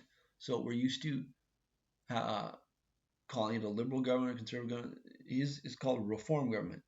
And please refer to the first video for a greater description of the Reform Party in Britain, that the Reform Party of George Brown in Ontario and Tilley's Reform Government in New Brunswick are tied to the Reform movement, which is connected to the Reform Acts in the 1830s, I believe, originally, but also continuing on later in the 19th century. So the Reform movement in Britain has to do with democracy, with extending the franchise to the working class. So the Reform Party in Britain and Canada, very working class, very democratic, whereas the Conservatives were more the old boys. Um, that's very broad generalization, but has to be said. Um, um, but Disraeli and Macdonald in Canada kind of took the Conservative Party away from that. But starting out, the Reform Party definitely about championing democracy, enlarging the franchise. So it's interesting to hear described as a reform government in New Brunswick. The assassination of Abraham Lincoln, 14 April 1865. Quote, the assassination of Abraham Lincoln on the night of 14 April 1865 evoked a swift and striking upsurge of pro-Northern sympathy throughout the United Province of Canada, and that sentiment was recognized in the United States.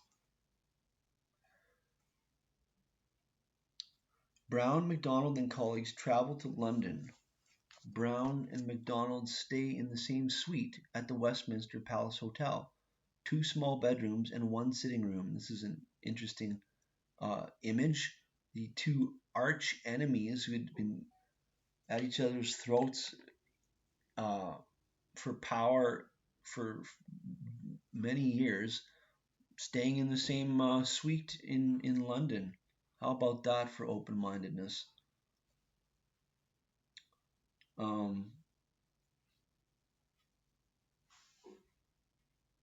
So they were in their suite at the Westminster Palace Hotel.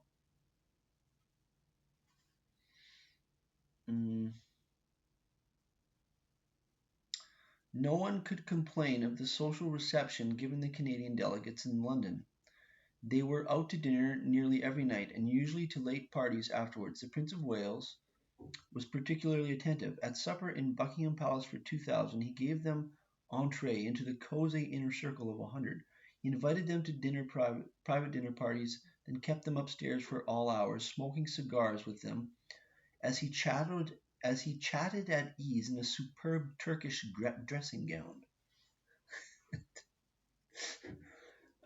Who is the Prince of Wales at this point? Must be Victoria's son. Anyways,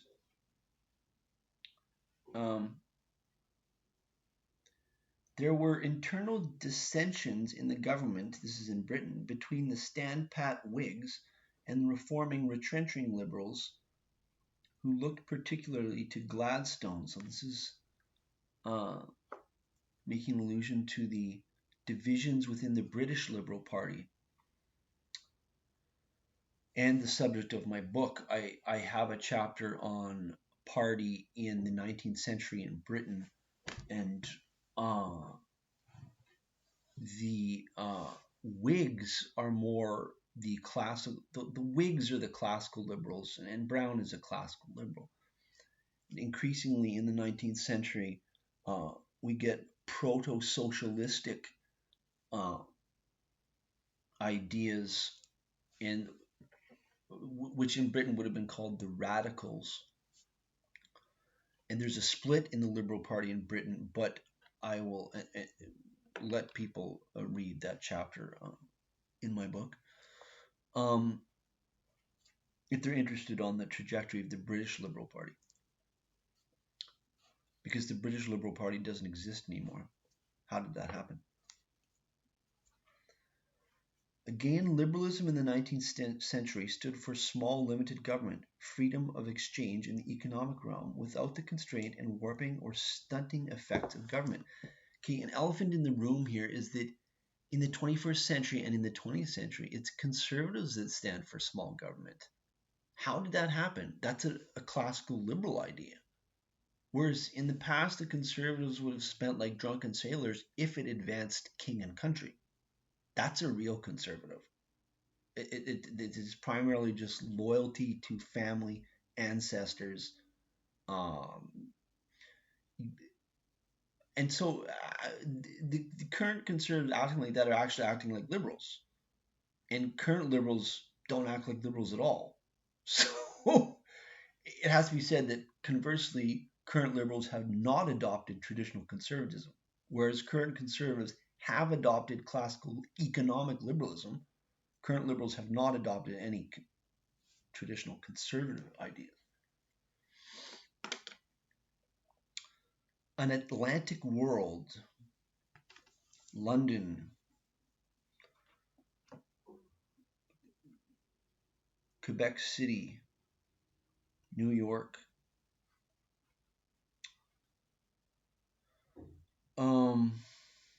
Gladstone inimical to colonials of all stripes. Quote, our great enemy, Brown writes to Anne, 20 May 1865. That would have been tongue-in-cheek, referring to his federal liberal, but he's still, in respect to Gladstone and the Liberal Party's view of the colonies, he calls them that. You don't hear in Canada of the Whigs, past or present.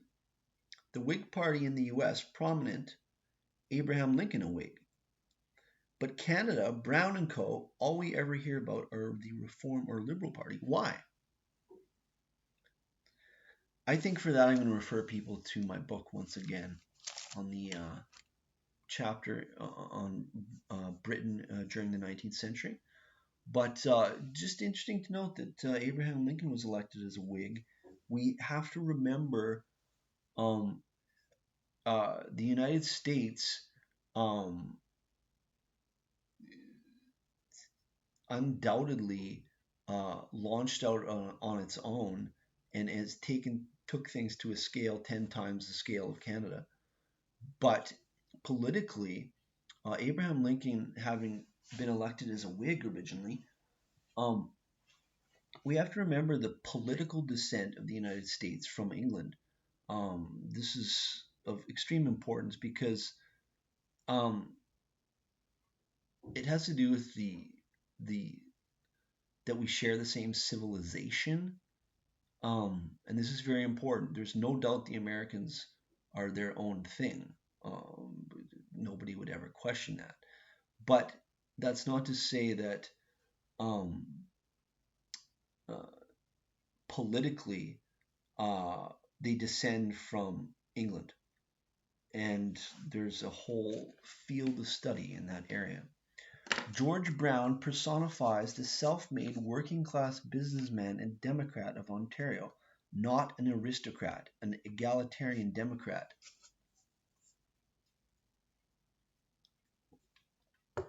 Careless, I acknowledge, does numerous times state Brown's most conspicuous weakness, his authoritarian tendency and his impulsiveness. For example, the double shuffle. Please refer to my video on Sir John A. Macdonald's Volume 1 for a description of the double shuffle, Macdonald's most infamous political scheme.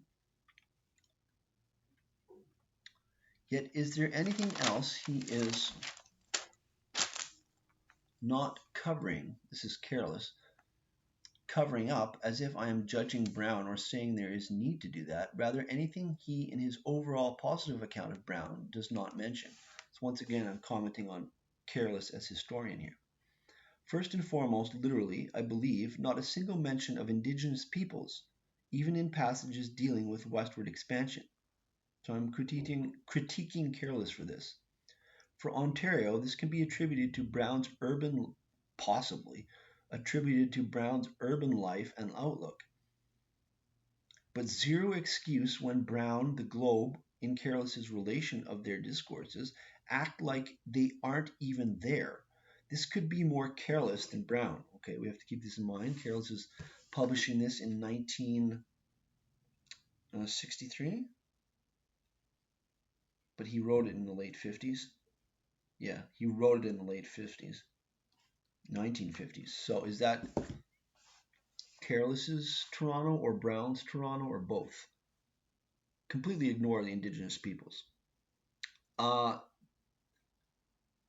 This could be more careless than Brown or the Globe, though.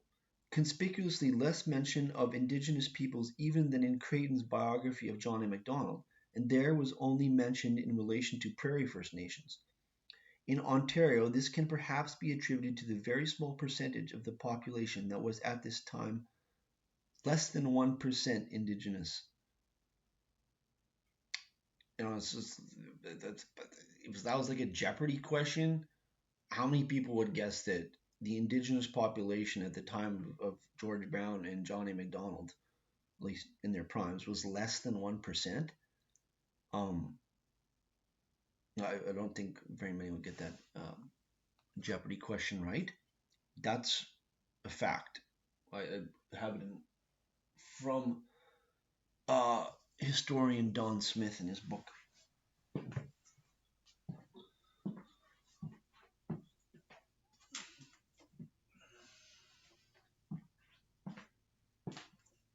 Seen but not seen. Don Smith having been educated by Careless when Careless was a professor at the University of Toronto. So we've got a continuation of history here in Canadian historians. Macdonald took the portfolio of Minister of the Interior, bungling it perhaps, but this at least shows some concern for Western Canada and Indigenous peoples. That's a fact too. People can say that Macdonald insisted on taking the cabinet portfolio that had responsibility for dealing with the Indigenous peoples in Western Canada. People can, to me, that shows at least some concern for Indigenous peoples in Western Canada. And there's other evidence for that. Is that related in? No, that's related in Creighton. Macdonald also, as a young lawyer, before he went into politics in his early 20s, defended a Mohawk accused of murder and got him off.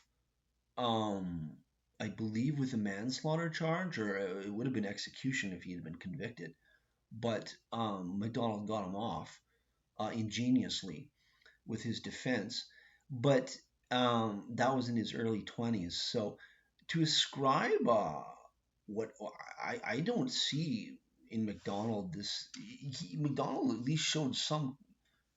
He chose the portfolio of Minister of the Interior, but in Brown, in this biography of Brown, we hear nothing about Indigenous people. Nothing. Is that Careless's fault? Or is it because Brown was an urban Toronto guy?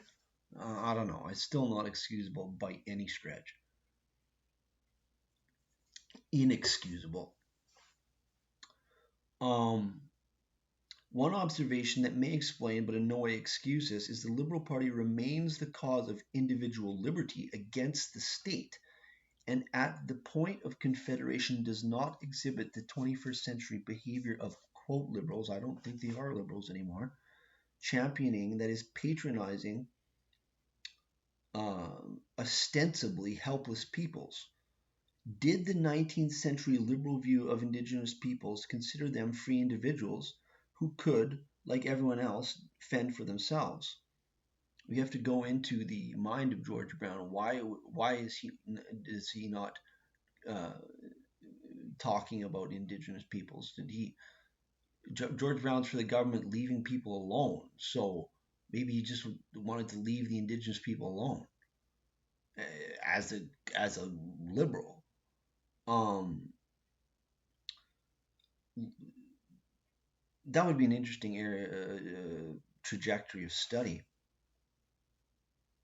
Um, there may be nothing to that, but I'm not sure. Besides observing that it has reached fever pitch, yes, this new habit of liberals taking on various peoples as their charge. You need my help. You need my patronage. Why are they doing that? Not because they want to help them, because they want to control them. Okay.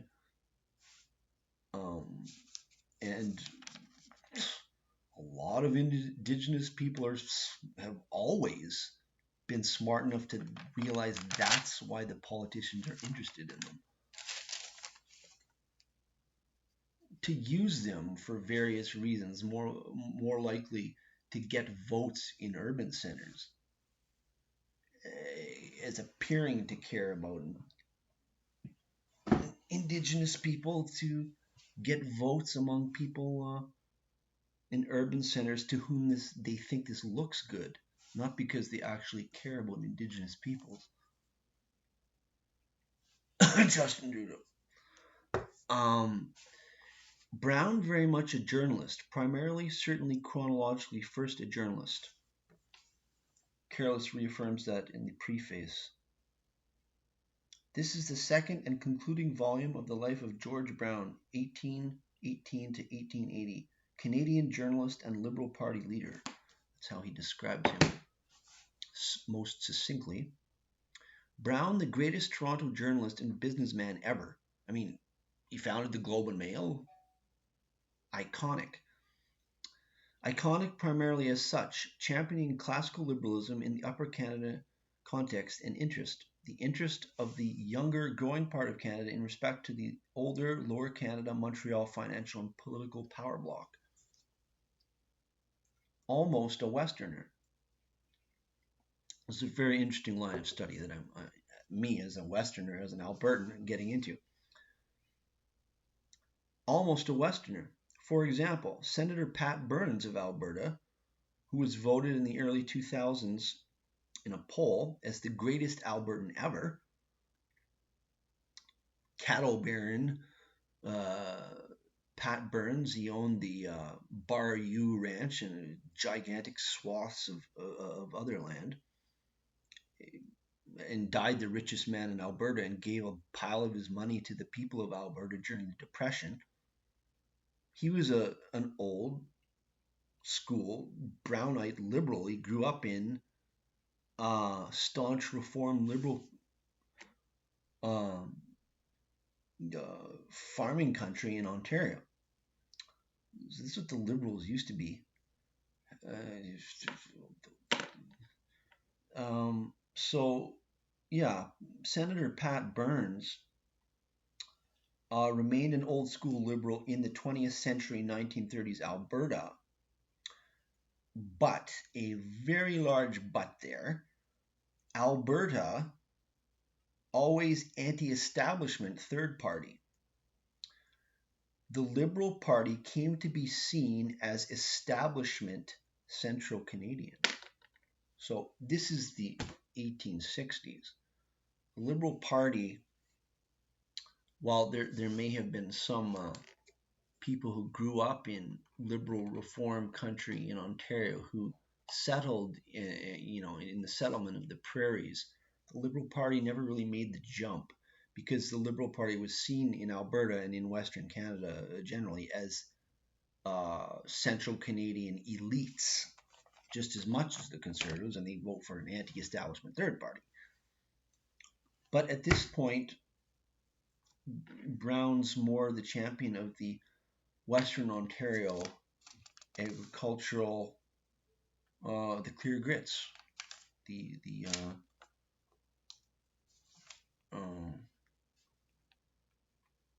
populist anti-establishment, yes, because the establishment of that day was in Montreal.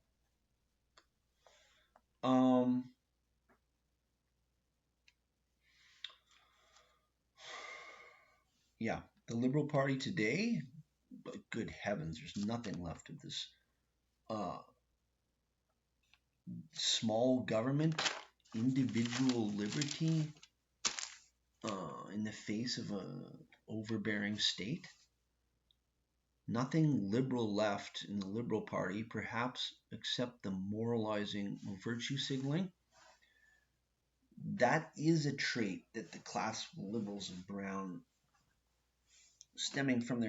arguably stemming from their basically religious personality, which is not talked about nowadays. But if you follow what a genuine liberal personality is, um, this is why liberals are often uh, support causes, whereas a conservative won't. Um, and this is a very interesting line of study. But uh, in terms of the small government side, there's none of that left in the uh, Liberal Party today. It's quite the opposite. Um, so let's see. So Taché was premier during the Confederation coalition period. Macdonald, Brown, Cartier were in the cabinet, but Taché was premier while the Confederation bill was being debated, and they were all in London. Taché was premier, but he dies July 1865. Controversy regarding his successor, Macdonald, Brown, Cartier, finally compromise candidate from the Legislative Council, who's the predecessor of the cabinet, the Legislative Council. Yeah, so they still had a Legislative Council at this point. There was the Executive Council in the United Province of Canada was the precursor to the Senate. The Legislative Council was the precursor to the cabinet. So,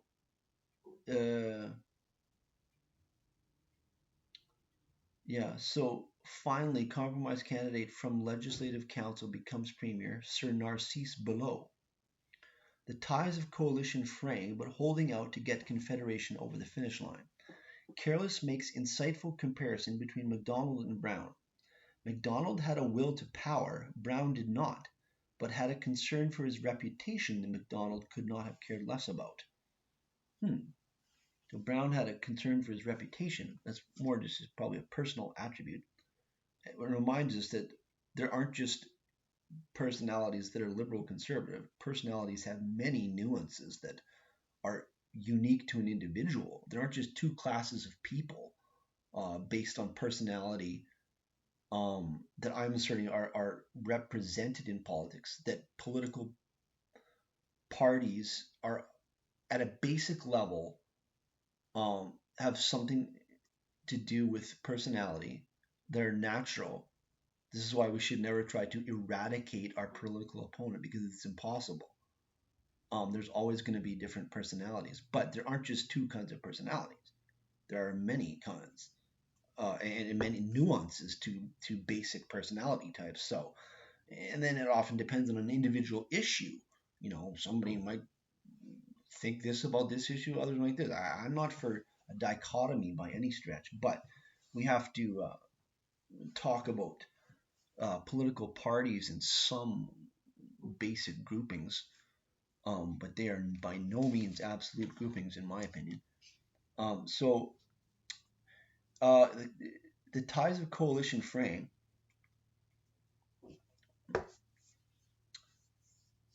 Careless makes insightful comparison. Yeah, so Brown had a concern for his reputation. Interesting. Macdonald didn't.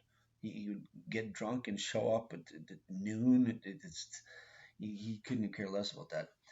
I'll go further in opining that there's something endearing in Macdonald's devil-may-care lack of concern for reputation, something slightly stilted in Brown's moral rectitude. That comes through in a few, several quotes of Brown's. Sort of disdained Macdonald for his devil-may-care personality and thought he should be more straight-laced. Which again has to do with something of the moral aspect of liberals And that's not to say it's illegitimate, but there's been a mischaracterization of 21st century liberals who are not liberals. Um, uh, I mentioned the mischaracterization of tolerance. That's not a liberal trait in history. Um, and oh, good heavens, what was I talking about? Yeah, the moral aspect. It's the liberals who are moral. They care about ideas, about principles. Conservatives don't, which confuses. The current situation is just so screwed up. We've got words that are ascribed to people that aren't what they are. And this is confusing our countries. Not saying either of these personalities or traits are illegitimate. It's just we have to call something what it is so we don't get confused. But this is why I'm delving into history to find out what a real liberal is. So, wheeling and dealing in business and real estate in Bothwell. This is a classical liberalism. Liberal Party in the 19th century was for laissez-faire capitalism. They weren't for big government, they were for small government. And capitalism. Brown is wheeling and dealing. Let's see here. So this is a quote from Brown. He says, "Houses and money flying about in thousands," Brown observed with relish. "The fifth part of a lot I sold a few months ago for $200 was sold today for $1,500 in gold. New buildings were going up as if by magic." This is not the quote anymore. "And meanwhile, fortune seekers were glad to pay any sum to sleep in stables. One gratifying result was that persons who had bought from George Brown years before a never completed payment, whom he had given up long ago as bad debts, were flocking round him, demanding to settle what they had owed in order to clear the title to their lots. He and Taylor straightened out one such entanglement dating back to 1855, and found $570 due, which was promptly paid over. A very good day's work, Brown thankfully commented. But after a day of this sort, he was equally thankful to take brandy and water with Taylor and go off to bed. At any rate, he could tell Anne, "I shall make a very handsome thing out of my town lots. That is quite clear." So, liberals in the 19th century for economic progress, the railway, you know, charging across to the Pacific, forming, you know, companies, stocks, shareholders, investments, business enterprises, starting newspapers. These are liberals in the 19th century. Ring a bell? Not to 21st century situation. Um, and that's one thing that the liberals and conservatives in the 19th century shared. They both believed in capitalism and economic progress, um, as well as technology, and both completely agreed on that. That was definitely common ground. The railway, especially. Um, so let's see here. Yes, so well, I got to mention something with the Maritimes here. So Brown promotes Confederation in New Brunswick on a tour, November 1865. Careless credits him, likely excessively, I think New Brunswickers would probably agree with this, with improving the fortunes of Confederation in New Brunswick, but not in Nova Scotia, where Joseph Howe, who was also a liberal but a very democratic, populist, classical liberal, like Brown, but even more so, perhaps. Uh, so Joseph Howe, also a newspaper man, Joseph Howe. Interesting comparison there. Somebody should do a dual biography. Oh, heck, I should do that. Um, with Nova Scotia as part of the Atlantic Maritime British Empire, yes, Joseph Howe, though a liberal, fights against Confederation. He wants Nova Scotia to stay within the maritime empire and not be lassoed into, to use an Alberta term, into central Canadian interest. And I just wonder about that. I mean, doesn't that always make sense for Nova Scotia? Oh boy. So, yeah. So he doesn't. So Joseph Howe does not identify in this with his fellow Liberal from Central Canada. The reason Confederation important for Brown and Ontario is that it promised rep by pop in the federal House. Yes. That henceforth would be dominated, and is to this day, by Ontario. This Brown's greatest legacy. I wrote that. I'm not sure about that being his greatest legacy, but practically speaking, in terms of power in Canada to this day, it's got to be his greatest legacy. It's huge. There's no Senate, Triple E Senate like Alberta has wanted for decades, and which I note that Harper completely dumped in the garbage bin. But there's no equal Senate as in the United States with the equal number of seats for smaller states as larger states to balance the dominance of population in the House of Representatives. In Canada, Ontario dominates the works because of this. So Brown got his rep by pop in the federal parliament. For some reason, the Maritimers did not get Triple E Senate,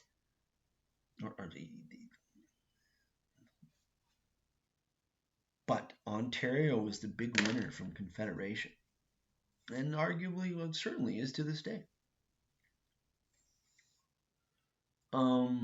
because of the dominance of the number of seats in the House of Commons. Free trade with the U.S., an issue floating around. So classical liberals would have been for free trade, no government restraint on economic activity or the ability of the individual to pursue his interests, his or her interests. Free trade with the U.S., an issue floating around this whole time. But U.S. Civil War and likely more important to the British North American colonies than the U.S. Anyways, likely reinforcing the characterization of Brown as extremely ideological, ready to die on seemingly obscure ideological hills. Galt, that's the finance minister in the coalition government, goes to Washington to negotiate regarding trade, and Brown reacts strongly against his presumptive visit and overtures to the Americans and resigns. So Brown is out of the government before Confederation gets through. Is this true? Before Confederation? I think so. Anticlimactic, but representative of Brown's ideological, liberal, free trade liberal mentality. He resigns over his ideological adamance in free trade. He's a liberal. He's an extreme liberal. And he resigns for some ideological nitpicking with Galt having what did Galt even do? He just talked to the Americans about something, and this is stepping on Brown's economic liberalism, and he resigns. So all that talk about all that achievement of open-mindedness and all, it's going back to the normal partisan game, which is fine. And this is what appears to be what Brown is doing. Careless portrays Brown's attitude positively as unconcerned for power, as men of ideas actually being more determinative of the course of their country than the men who obtain power. This is a dig by Careless at Macdonald, but it's a hypothesis he advances. This is an important quote, advancing a hypothesis of Careless regarding Brown and ideological principled people. So it's an interesting hypothesis. He says that though Brown was out of power more and Macdonald in power, he's arguing that the men of ideas actually have greater influence than the people in political power. It's an interesting hypothesis. And yet, by resigning, this is Careless, and yet by resigning now, had he lost his own share in a broader political future? Had he abdicated his own claim to power in the new federal state that he had worked to found? Perhaps he had, if he cared. If the essence of politics be the getting and keeping of power, then Brown might well have thrown the game away. He had, in fact, attained commanding power only once, in the all-important moment in June 1864. He had used his power solely to keep constitutional reform, to ensure constitutional reform, and since then had failed to keep it, had scarcely even tried. Power. Hardly tried to keep power. Viewed thus in the cool omniscience of a century after, 150 years now, it might appear that Brown's resignation was but the consequence of being outplayed in a power struggle that had inevitably continued, coalition or no coalition. But perhaps the viewpoint merely determines the thing that is seen. Yes, that's an interesting observation. Another perspective might equally reveal that the adaptable, pragmatic men of power seldom shape the great departures they themselves exploit. For these, the men of set purpose and ruling conviction make their essential contributions. In Canada, the Baldwins for the Hinkses, the Browns for the Macdonalds, the Wordsworths for the Kings. It is a poor judge that appreciates the one without the other, that judges its leaders only by success or failure in the play of power, or by the thin and often misconceived antithesis of adaptability versus intransigence in public life. As for Brown, he saw nothing to regret, nor need a later age regret for him. This is wonderful historical writing. For 98% of the time, he just looks at things and gives Brown's perspective, faithful to the subject of his book. But he, in the minority of the writing, makes important observations based on the history that are important for us to learn. This is a very interesting hypothesis that Careless advances here. It's certain that Brown is not known as much as Macdonald today, although given that how Macdonald has been absolutely destroyed, just stunningly in the last 10 years, maybe that's to Brown's, maybe he wouldn't want to be given credit in the current atmosphere, but is the current atmosphere changing? So I agree with Careless to the extent, quote, the men of set purpose and ruling conviction likely influence a country's course more than they are generally given credit for. But that is not to say, nor does Careless say this, rather he asserts an equality between the two kinds of people, that they determine that course more than people who held power like Hincks, Macdonald, and King. Wonderful references to Canadian history here. The Baldwins for the Hinkses, the Browns for the Macdonalds, the Wordsworths for the Kings. Why don't they damn well teach those people, those leaders to students in high school and university today? Each one of those references is an entire world of political history. The Baldwins for the Hinkses is referring to two Liberal Party leaders in the 1850s or 1840s. The Browns for the Macdonalds were in this drama here. The Wordsworths for the Kings, the 1930s. This is real Canadian history, and I sure wish they would teach young people to take pride in their own country. Heaven knows it's not perfect. I'm not saying that. But it's pretty damn good from the perspective of a democracy. Very democratic culture, very civilized. Not patting ourselves on the back. We're 1/10 the size of the U.S., but this story is wonderful in my opinion. Very democratic. especially the Liberal Party at the time. Um, so, yes, this hypothesis of Careless is an important takeaway from his biography of Brown. How can we summarize that hypothesis? That men of principles and ideas are equally as important by those who held power. Interesting. So there's raids of Irish Americans, the Fenians, into Canada around the end of the Civil War. 9 Canadian militia killed, 3 of them undergraduates at the University of Toronto. There's a picture of some of the militias that went out against the Fenian raid. For those boys. They teach young people in high school and undergrads about those students at the University of Toronto in the 1860s? I don't think so.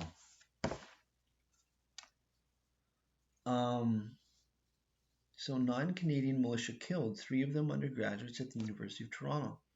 Toronto and Canada, a flurry of activity. The Yankees are coming. Uh-oh. What's going to happen here?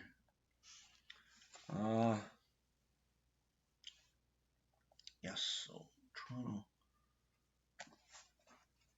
There had been 9 militiamen killed there, 5 in the Queen's Own, 3 of them young undergraduates at the University of Toronto.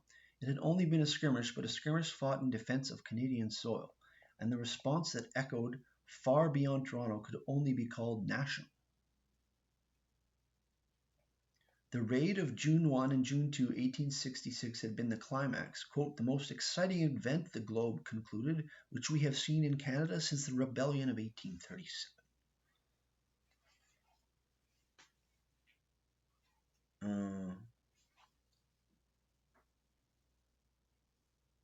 I got another quote. No, so Brown out of government, he resigned over this minute ideological difference in Galt's presentation or views on free trade expressed to the Americans, and never to return to elected politics, but still a powerful player as editor of the Globe. So is Brown sailing into the sunset? No, because he's still the editor of the most powerful newspaper in Upper Canada, soon to be Ontario. The personal relationship, enmity between Macdonald and Brown's disdain of Macdonald. So he sat in a coalition government with Macdonald, but it's still there, this old difficulty with Macdonald, personalities clashing.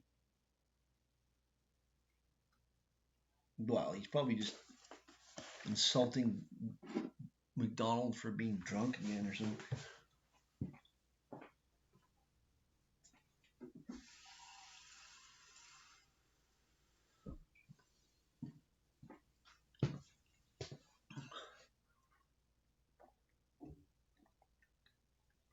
Macdonald famously said on the hustings that Canada preferred John A. Macdonald drunk to George Brown sober. That's one of Macdonald's famous quotes, one amongst many.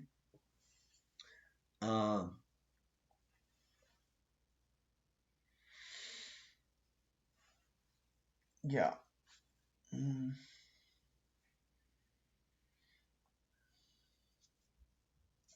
Yeah, so returning to Brown's rather obscure reason for having resigned, but true to form as an economic liberal, less a resignation than a departure from coalition and return to party warfare. That's how we need to understand that. He's leaving the coalition government and returning to party warfare, which is an interesting observation. And I get into this in my book on party.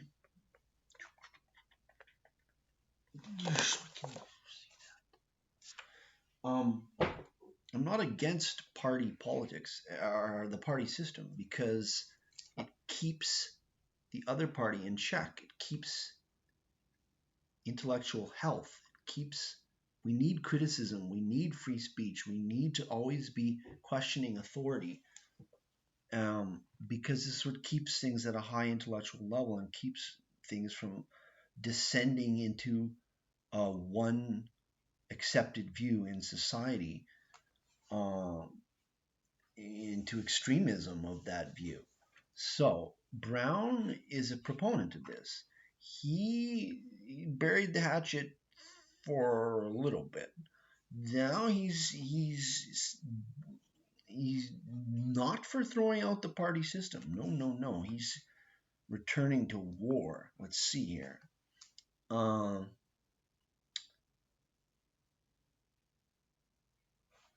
Okay. The finance minister had two main proposals. Oh, this is the reasons why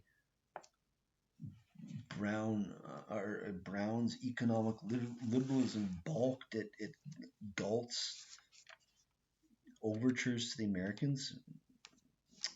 Wow. Note the rejection of printing money and the high level of the Globe's knowledge of and discourse of economics and government fiscal policy. Where's Brown? Isn't it talking about that? Yeah, so he's getting back in the saddle of party warfare by opening up on Galt. The finance minister had two main proposals: to reduce the tariff on manufactured goods from 20 to 15%, and to raise $5 million by the issue of provincial banknotes to that amount. The first might look to be acceptable to an economic liberal such as Brown, who championed free trade in theory and the lowest possible revenue duties in practice. The lowest possible revenue duties in practice. Yeah, free trade. He's for free trade. But Galt's reduction on manufacturers would be accompanied by $1 million worth of new taxes to make up the loss in revenue. Hence, Brown considered it an empty gesture. So he resigns. While the taxes themselves seemed particularly ill-designed, the second proposition was still worse. The government-issued paper money was a dangerous device in itself, and it would compete with the notes issued by the chartered banks. Yeah, banknotes were in Canada and in Britain and the United States were issued by the banks, not by the government. So if they lent out too much money over and above what cash they had on hand or gold, their banknotes, literally the notes of that bank, would lose confidence amongst the population. The depositors would pull their deposits from the bank, and the bank would crash. The bank would fail. This is what kept health in the banking system. The government did not print the notes. The banks did. But this system is still in place, but the government is making initial, in Canada, I don't know about other countries, Canada, the government is making forays into issuing paper money itself. So government issued paper money was a dangerous device in itself, according to Brown's economic liberalism. And it would weaken and it would compete with the notes issued by the chartered banks to weaken, if not overturn, the entire provincial banking system. The Globe launched a campaign against Galt's, quote, reckless budget measures, seeing that Brown was briefly home for a parliamentary recess at the end of June. He may well have mapped it out. So he's still in the assembly, he's just not in the cabinet.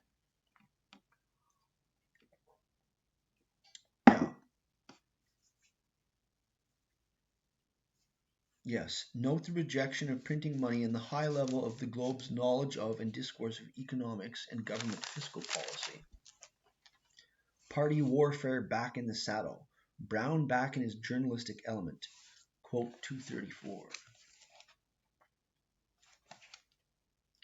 John A. was drunk on Friday and Saturday and unable to attend the House. Is it not disgraceful? I think he's writing that in a letter.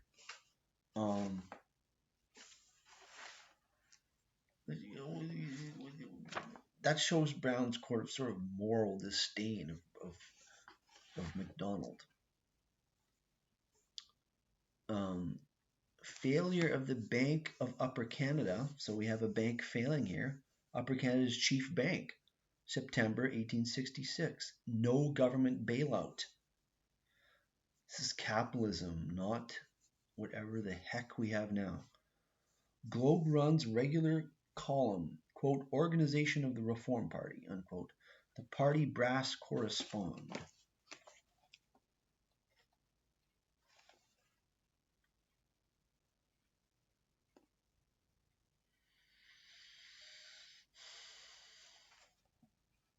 So they were going to call Canada the Kingdom of Canada. And I think, yes, Macdonald and Brown agreed on that, although it was torpedoed by the British because they didn't want to offend the Americans. Possibly the Americans would have just sent in the troops to Ontario, and you know, the Union Army was what, in the millions, you know. Um, um, Globe runs regular columns, organization of the Reform Party. Brown concurs with Macdonald in calling the new nation the Kingdom of Canada. The Globe points out again Brown's greatest achievement and legacy to this day, the immense boon to the people of Ontario due to its dominance of the federal government. Election of 1867, first election across the Dominion to the first federal parliament. Macdonald cynically plays the no party card. This is so funny. Macdonald just, of course, if Brown, because of his ideological hardliness on his economic liberalism, leaves the coalition cabinet, Macdonald has no problem just cynically saying that he's the unpartisan one, whereas Brown is just a partisan hack. Of course, Macdonald would have been just as partisan if it, was smart in a particular election campaign. But here, in this election campaign, he plays the unpartisan card, and he wins. And this is why Brown just hated him. So Macdonald plays the no party card. Brown adamantly disagrees and rallies the liberal war cry. This is so funny. Oh my goodness. The conservative call to put patriotism above party is complete. Macdonald, scheming. The conservative call to put patriotism above party in the new regime was so much eyewash, it asserted, this is the Globe, meant to ensure a new lease on power for John A. and Co. The normal conditions of politics under free government was party division. When you tell us that, this is the Globe, when you tell us that a coalition of men of all parties is the best possible arrangement, you give the lie to all the teachings of English history. Of course, Canadians don't read English history anymore. Or Americans. I was criticizing the Americans for that too. Equally false was the Tory press. That's a Scottish Canadian saying that as well. So, but he understands that we have English parliamentary institutions. The House of Commons, the party system. He's not stupid. When you tell us that a coalition of men of all parties is the best possible arrangement, you give the lie to all the teachings of English history. Equally false was the Tory press cry of the Union in danger, the contention that there was still an emergency requiring coalition, because Howe in Nova Scotia was leading an anti-Confederation movement against Tupper and his friends. The Globe agreed that Howe's course was reckless and indefensible, but Confederation was still an established fact. The real question was now how to run it. Those who sought a disciplined party government were in no way weakening the Union. But as June approached, it seemed that stronger action would be needed to combat the no-party arguments. The obvious answer was to hold a grand reform gathering like the conventions of 1857 and 1859, and like those, again, destined to unify the party. So another big reform convention in Toronto, no doubt. Once again, Ontario, mostly liberal country. John A. Macdonald had the eastern part around Kingston and some constituencies here and there, but the Liberals usually won the majority of the seats in Ontario. And it'd be interesting to go through Ontario history. Of course, the Liberals still win seats in Toronto, or in Toronto today. But the thing is that the Liberal Party has nothing to do with liberalism anymore. And George Brown would be the first to agree with that. Whether it's the economic small government side, the individual rights in the being defended against an imposing state. Um, there's we're talking like vestiges, like 5% of what of liberalism left in the Liberal Party. If I mean, it's basically limited to virtue signaling, you know, I mean Brown would virtue signal as being the moral one, and that's still in the Liberal Party, but good heavens, he wouldn't recognize any of this gigantic government, bloated hundreds of billions of dollar deficits, let alone debt, giant bureaucracy. As an economic liberal, he would have literally had a heart attack to see what the Liberal Party has become today. Oh my goodness. Yes, again, liberals characterized as believing in ideas, principles. Conservatives characterized as patriots, not primarily concerned with ideas. Careless with Brown sees them as unprincipled because they're not particularly ideological, but he's coming at it from a classical liberal perspective, that is careless. This clarified in revealing passage detailing the two liberal politicians at the convention, William Pierce Howland and William McDougall, argued there for the Liberals remaining in the coalition government. Brown disagrees, raising the party cry in a memorable clash on the convention hustings. So let's go into the thick of the 1867 election. This is the first election after Confederation. John A. is cynically playing the no party card. Brown is adamant. Let's see. So, McDougall, Howland, and Blair had come to town themselves. These are some of the Liberal ministers stayed in the coalition government with Macdonald. Brown left, but so some of them come to the convention. On the afternoon of the 26th, they called the sudden caucus of all loyal, quote, Reform members of Parliament. So they were also playing the no party card. That is, of all who had voted with the government in the previous session when Brown had made his attack on the cabinet's tariff and currency measures. When this caucus gathered at the Queen's Hotel, the ministers boldly announced their decision to enter the new federal cabinet. They were attempting to undercut the convention to win a strategic victory with the party elite. The parliamentary members, before the mass meeting, had time to start, but they failed miserably. Only 13 Reform members turned up, 6 of them legislative councillors at that, and the House Representatives, only 3 approved the coalition. Of the House Representatives, only 3 approved the coalition minister's stand, and so they were left in an awful example for the convention the next day.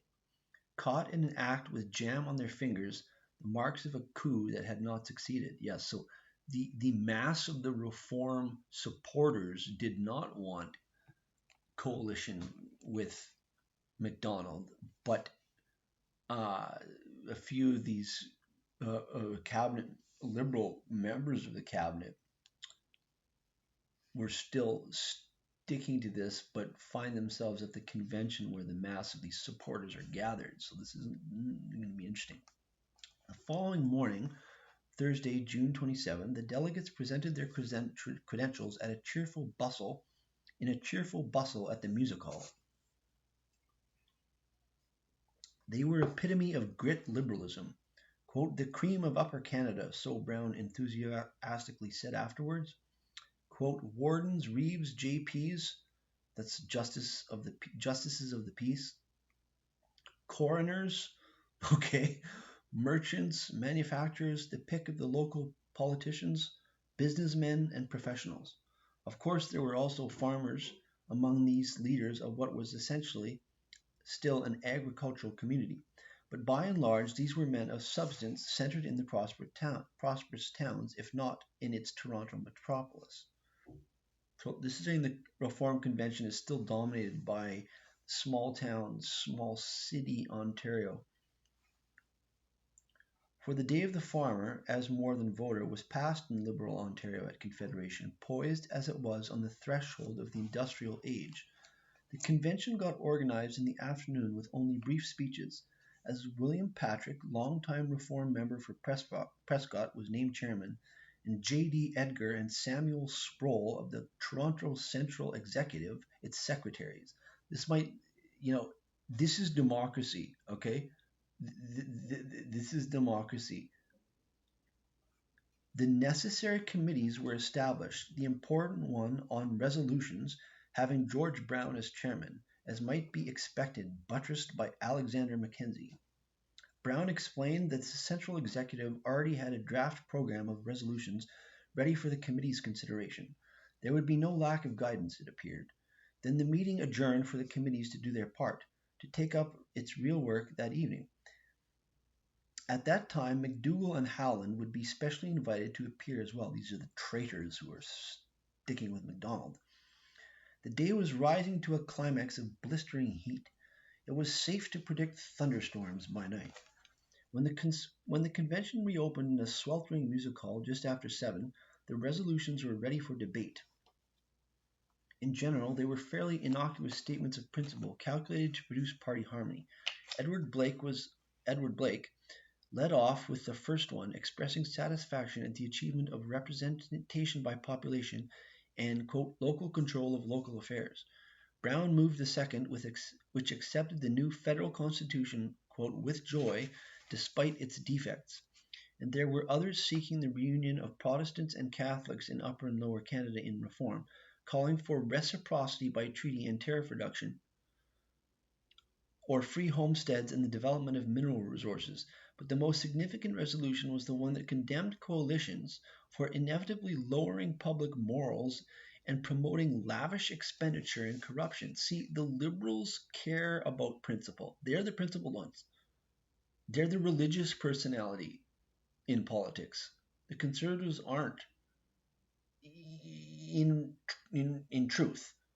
As for what people are called now, we need to deal with, I think, the natural personality types, whatever names are affixed to them, because now it's completely confused. You have the Conservatives who are standing for classical liberal economic ideas of small ideas, free trade. We think that's conservative. That's not conservative. That's liberal. Conservatives are just for identifying with your ancestors and your country. That's a real conservative. But we see the genuine liberals reasserting themselves after this coalition period because they're the ones that care about principles. They hate John A. Macdonald because he's unprincipled. He's a conservative. He doesn't care about their ideas, but they do care. So they're okay.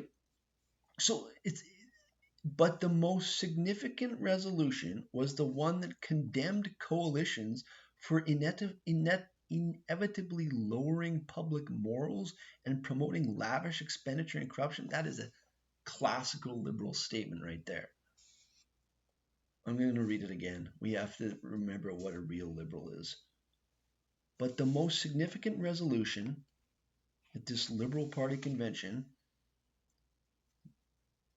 was one that condemned coalitions for inevitably lowering public morals and promoting lavish expenditure and corruption. Wow. Macdonald would have clinked a glass of champagne at that and cynically played the no party card. Because he was not particularly ideological. By the time, Disraeli as well. But the most significant, by the time it came up for debate about 9, Howland and McDougall had arrived. They sat uncomfortably on the platform. Yeah, these are the traitors. They sat uncomfortably on the platform, moving among Brown's quizzical Brown's chief supporters peering out in the gaslight at rows of sharply quizzical faces as they waited for their chance to speak. The critical resolution which justified the coalition in 1864 as imperious necessity, but damned those formed for ordinary administrative purposes, was briefly supported by John McEwen of Hamilton and eloquently endorsed by James Young of Galt. Then Howland had his turn. Obviously diffident and uneasy, he nevertheless managed to talk both moderately and firmly, and was heard with a fair degree of calm. He admitted that the Compact of 1864 had achieved its purpose and was at an end, but he argued that the new Dominion government should represent the interests of all the people, especially when New Brunswick reformers like Tilley would sit in the cabinet. They should not be deserted there by their Liberal comrades from Upper Canada. Were Upper Canadian reformers wholly to estrange themselves? Should it be said that they were never to be satisfied, would not live quietly under the new government they had gained? It was a good speech, but the wrong one for the convention. It sounded like a man who had already become a conservative at heart. Oh, a traitor. Yes, so when Careless says a conservative at heart, what he means is an unprincipled person. He thinks conservatives are unprincipled, whereas he is a conservative, liberal, principled person. A moral pillar.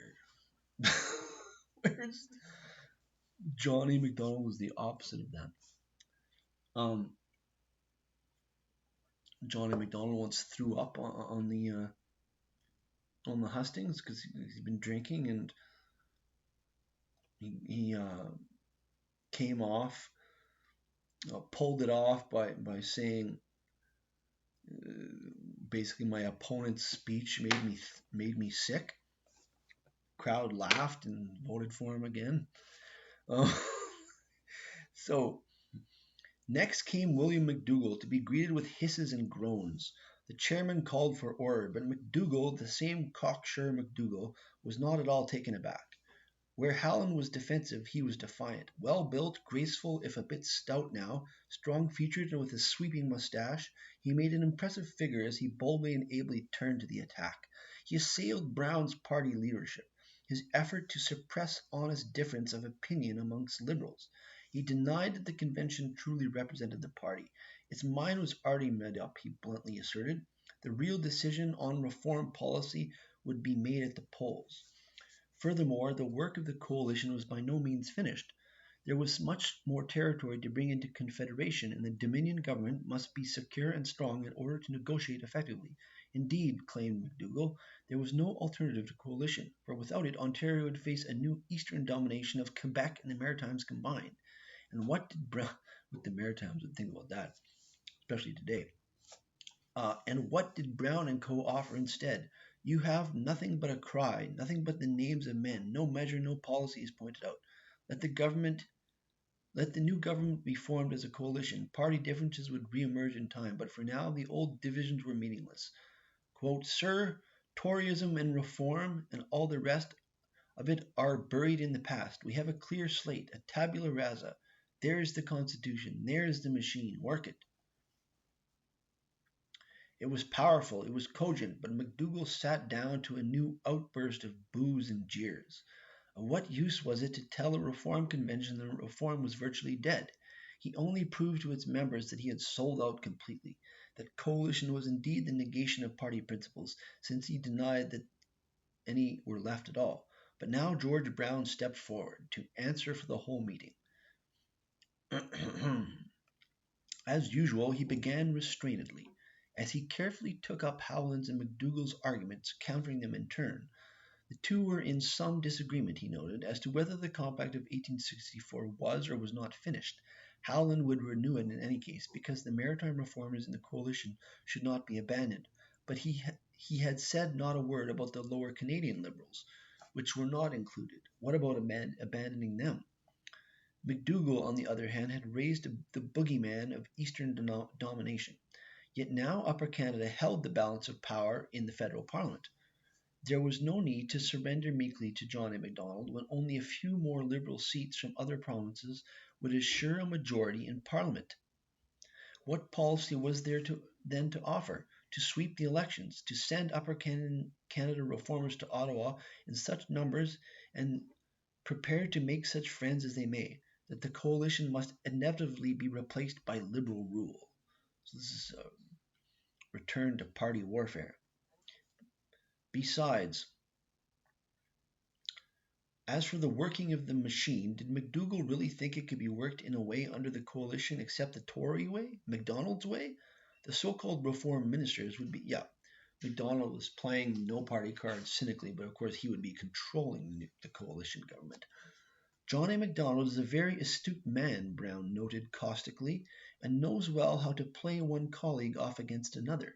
And if he does not succeed in getting one in Upper Canada or Nova Scotia or New Brunswick when he wants him, he is a little more stupid than he used to be when I was in the government. Unquote.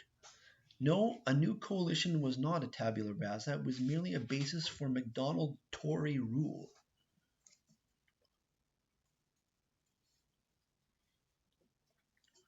By now, Brown was thoroughly aroused. He paraded the platform, arms sweeping in vehement gestures as he poured out arguments that scorched with passionate conviction. He swung suddenly to face Howland and McDougall.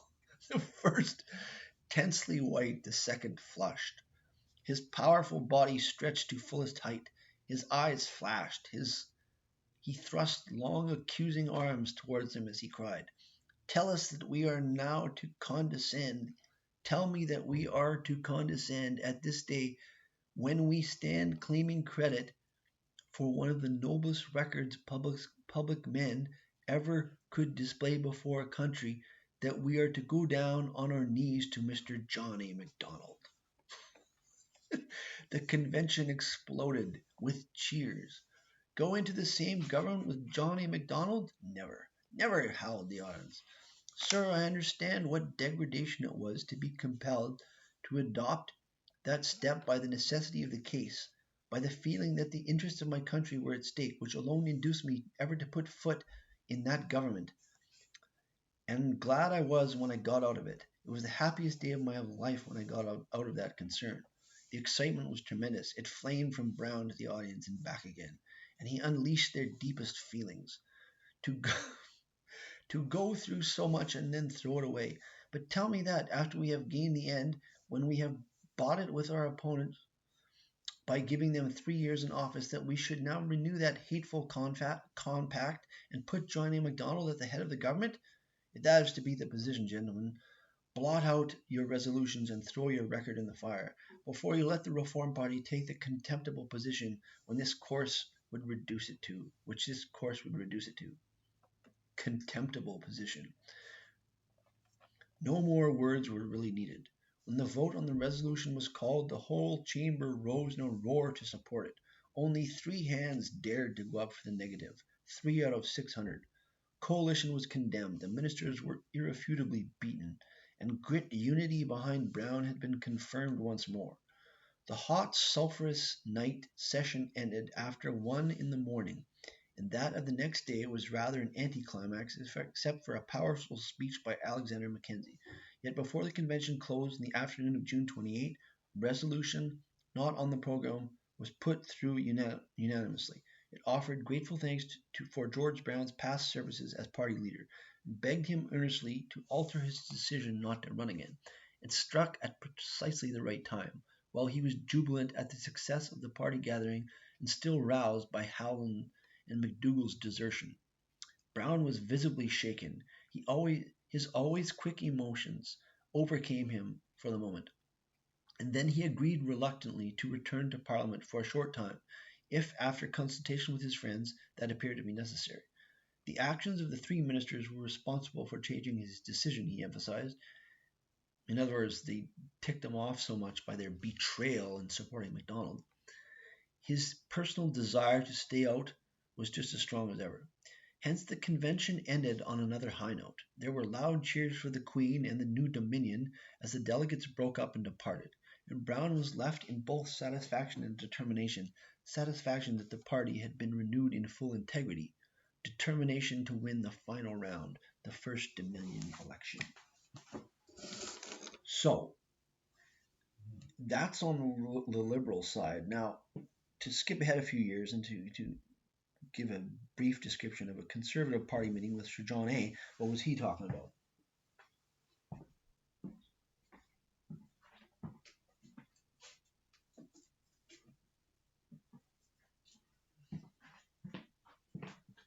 course, in this election, John A. was cynically playing the no party card, and he won this election, by the way. In this wonderful book, The Destiny of Canada, Macdonald, Laurier, in the election of 1891. Macdonald was still going in the election of 1891. Here we are in 1867. But there's described in this book a conservative meeting in a music hall or a big theater in Toronto, where the conservatives are all whipped up and calling the Liberals traitors. So the conservatives would have hated the Liberals for their economic liberalism, their free trade, small government liberalism, trumping faithfulness to Queen and country. So Macdonald is calling the Liberals traitors in 1891. That was his tack in that election, because of their economic liberalism. This was what the conservatives were likely to accuse the Liberals of, whereas the Liberals accused the conservatives of being unprincipled.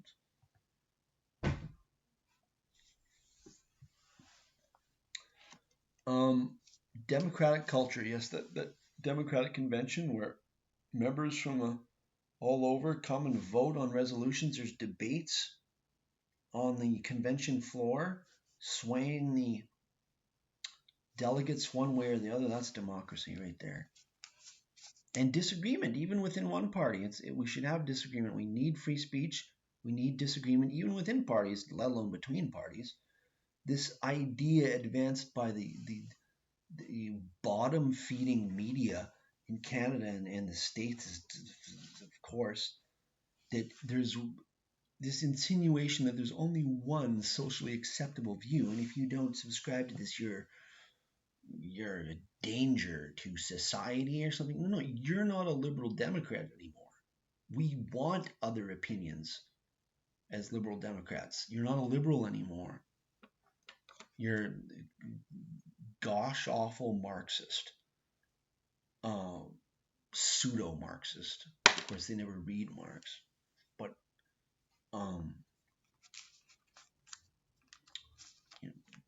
well, I'll leave it off there before I get too insulting the media. Yes, democratic culture, basically the same as the Reform Party conventions in the 20th century. Now, the Reform Party of the 20th century that my father was intimately involved in, obviously a Western Canadian third party, not connected to the Reform Party of the 19th century, but, in the Western Canadian context, very similar ethos, but different time, different place, no direct connection between the 19th century Liberal Party, which stems from the Reform Acts in Britain and when it was carried over to the British North American colonies, the Reform Party. But the Reform Party of Brown was more the populist party. But so there's parallels, but the Reform Party of the 20th century was a Western Canadian populist party that, of course, excoriated the Liberal Party and the Conservative Party for being all Central Canadian establishment cronies, which of course they are.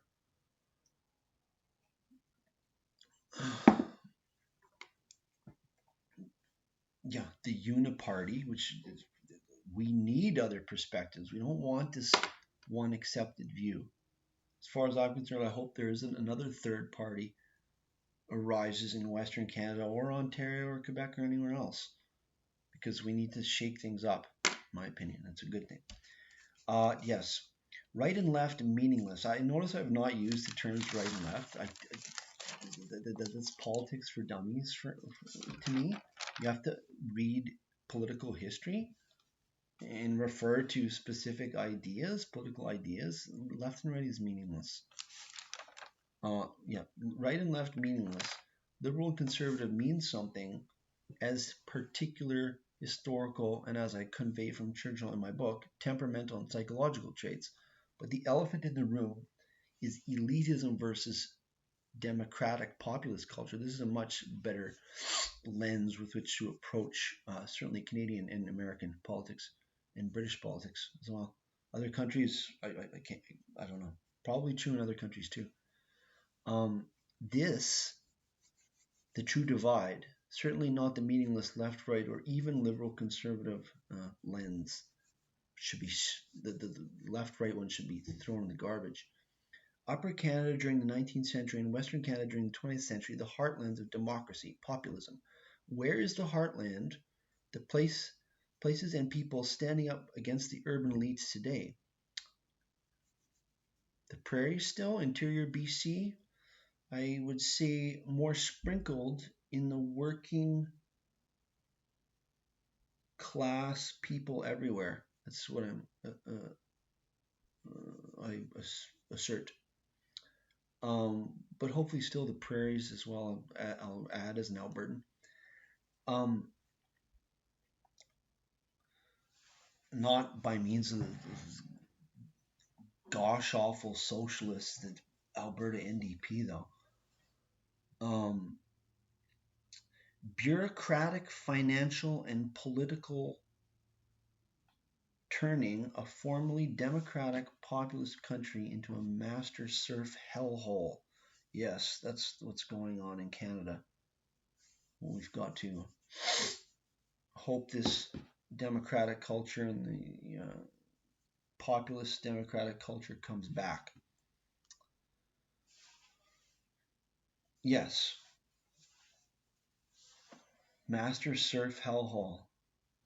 Hell no, as long as I'm alive and kicking. The first Dominion Day, July 1st, 1867. Brown at the Globe office writing through the night. The 1867 federal election, Brown, against the advice of his closest lieutenant Alexander Mackenzie, runs in a riding east of Toronto. When the votes counted, he loses a close race. So, all this thunder and lightning during the election, but he ran perhaps overconfidently in an eastern Ontario seat, and Macdonald's cynical no party cause carried the day and he lost. So the Liberal cause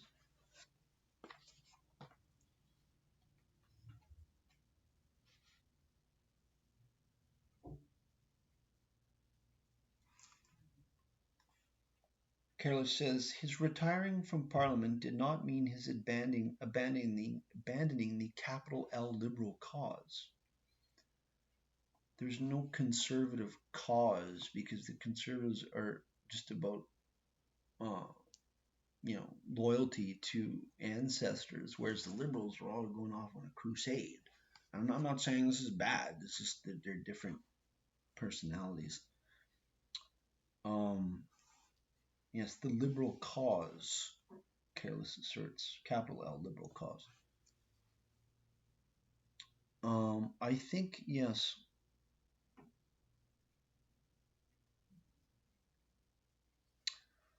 So, Brown is back at the Globe, hammering the government through the pages of the Globe. But this is still in the election of 1867. Yes, he bumps into Macdonald on the campaign trail. This is going to be interesting. Yes, Brown was still giving active aid in the campaign. He was in Bowmanville on September 3rd to speak for Edward Blake in West Durham. Here, indeed, he came up against Sir John A. Macdonald, also on tour to champion candidates. Their encounter went very much as might have been expected. Macdonald would not come to the platform when called. Yes, Macdonald was playing tricks as usual. He could not be found. So what he's really doing is letting his opponent speak first so he can come in and clean up whatever he says afterwards. Mop the floor with him. Macdonald could not be found.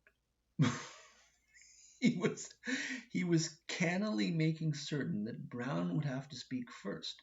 And Brown, running true to form, bounded up to do so, pouring his scorn upon a prime minister who was afraid of a private citizen and evading the issue as always.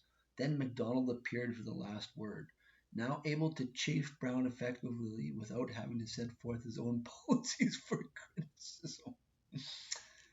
Blake won the election in that riding, however. But Macdonald won the overall election. So there's a correspondence between Brown and Cartier that's a treasure trove of Confederation-era information, relationships.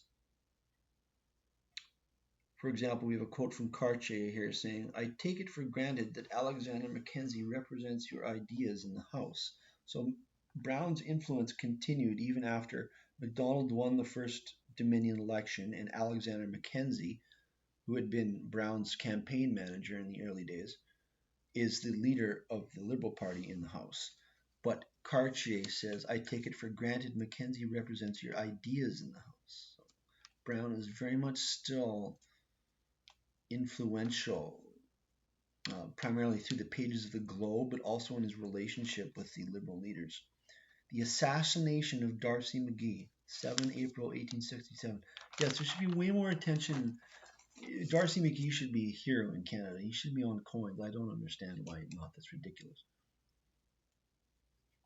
D'Arcy McGee was assassinated, the only father of Confederation to be assassinated by Irish nationalists who interpreted his support of, whether it was Confederation or just as a loyal colony to Britain, as treason to the Irish nationalist cause. But I don't know too much about that assassination, but D'Arcy McGee is a hero and should be given credit as such. Louis Riel comes on the scene. Now how does Brown respond to him and the hullabaloo at Red River? So, Canadian history is moving on here. What does Brown think of Louis Riel? If he was a modern neoliberal, a modern Justin Trudeau, of course he would say that Louis Riel was a persecuted minority, had the subject to, in need of Justin Trudeau's magnanimous defense and taking under the wing. "I will take care of you." Is that what the real liberals in the 19th century do? Let's see what Brown does. How does he interpret Louis Riel? So,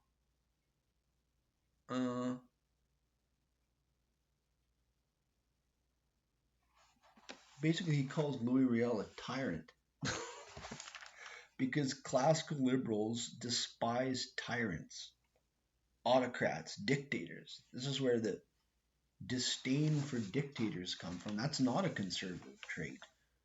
The conservatives would have identified with the king in past generations. It was the liberals, the Cromwellian liberals, who despised tyrants. And so Riel's execution of Thomas Scott broadens the trouble out west to a Quebec-Ontario fight.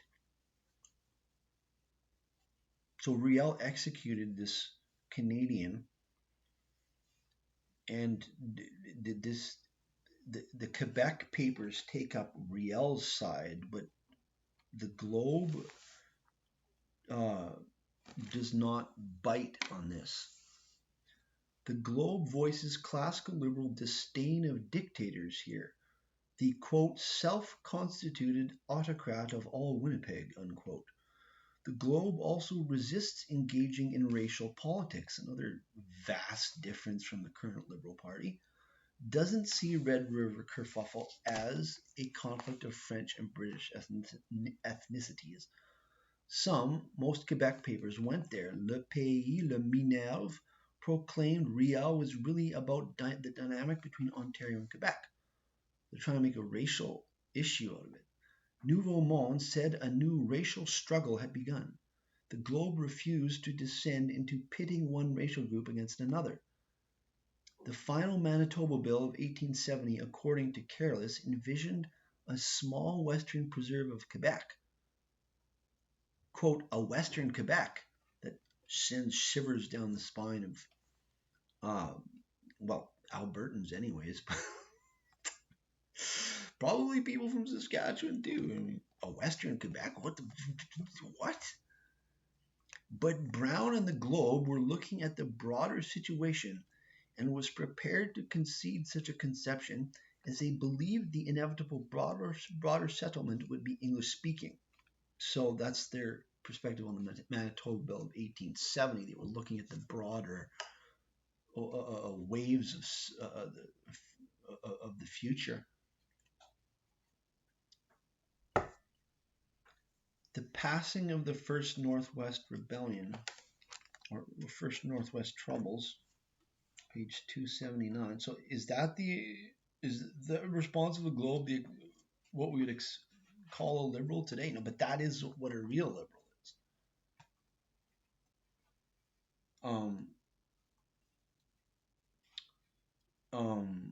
It's that this behavior today is not liberalism.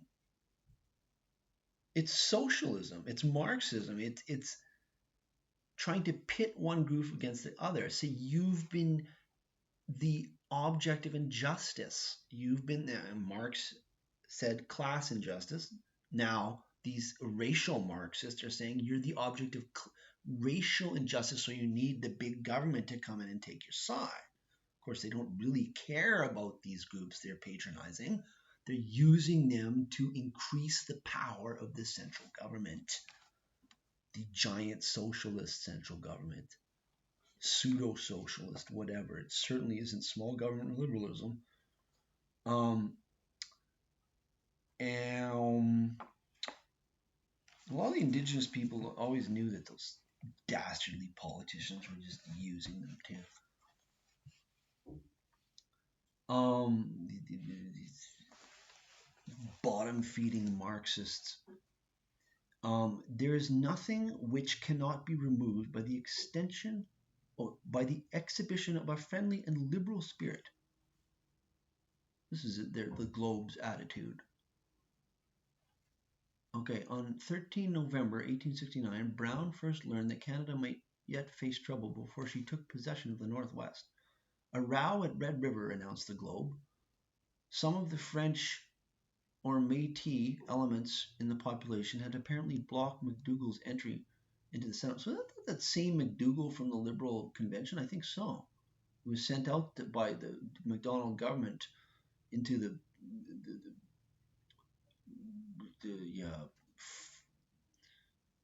firing line out in Manitoba. But was he let in? It made a whimsical picture. The almost governor forced to camp in American territory. No, Riel wouldn't let him into Red River. Forced to camp in American territory just short of his promised land. Nevertheless, Brown's paper assumed that the difficulty would not last.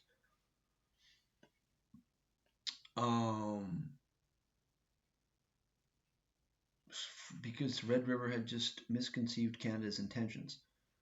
There is nothing which cannot be removed by the exhibition of a friendly and liberal spirit. So this is a characteristic that classical liberals share with neoliberals, but the neoliberals don't show this friendly and liberal spirit. You might talk about that, but no, they just lock people up now. But here the Globe is unconcerned and magnanimous.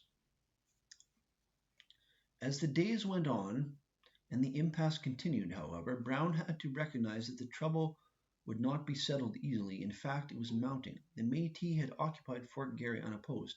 A typically imprudent and unauthorized attempt by McDougall to raise a, quote, loyal force resulted in only its ignominious capture by the Métis. On December 8, They proclaimed a provisional government of their own. Meanwhile, the Canadian Ministry had decided not to accept transfer of the Northwest in its present unsatisfactory condition. Yes, this was a big deal. Macdonald refused to pay the Hudson Bay Company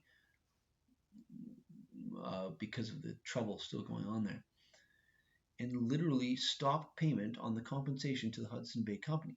The Red River hung between two regimes, the companies, which effectively had lapsed, and the dominions, which had not begun. Under the circumstances, the provisional government filled the gap in fact, if not in law, led, it appeared, by the astute young demagogue, tyrant as the Globe called him, who had directed the Métis rising, Louis Riel.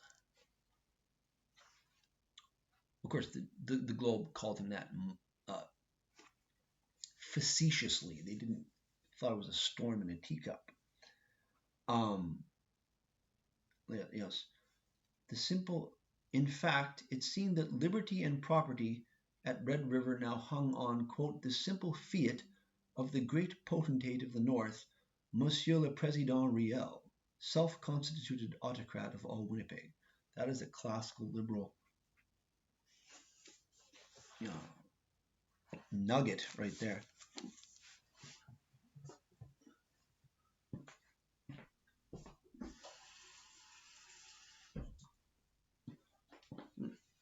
I'm just relating the fact of what liberalism during the 19th century is. I'm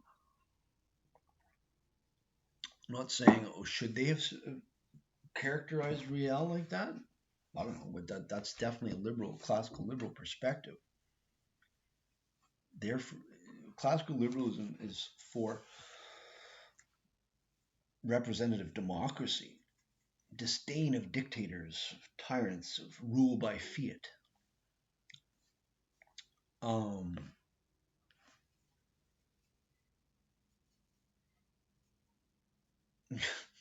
Obviously completely obsolete in the Liberal Party of 2024. It's quite the opposite. Yes. Brown's view of Canada and the Empire.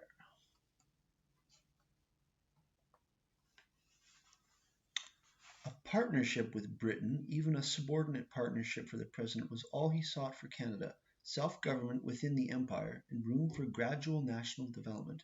He consoled himself with the thought that Gladstone and co. were not the people of England. So that's Brown, similar to Macdonald's view, although Macdonald would have been a little stronger on the Empire. The telling tale. Macdonald conceived of the CPR as literally a military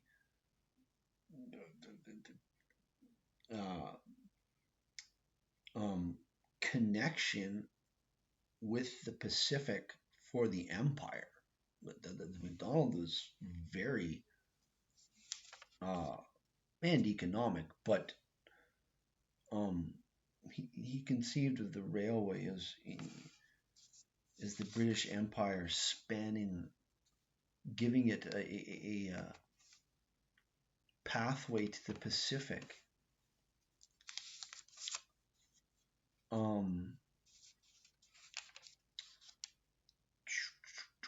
Yes, so my last story that I have is, again, very revealing of classical liberalism. And this is the telling of the tale of the, quote, Great King Street Strike of 1872. So, a strike, or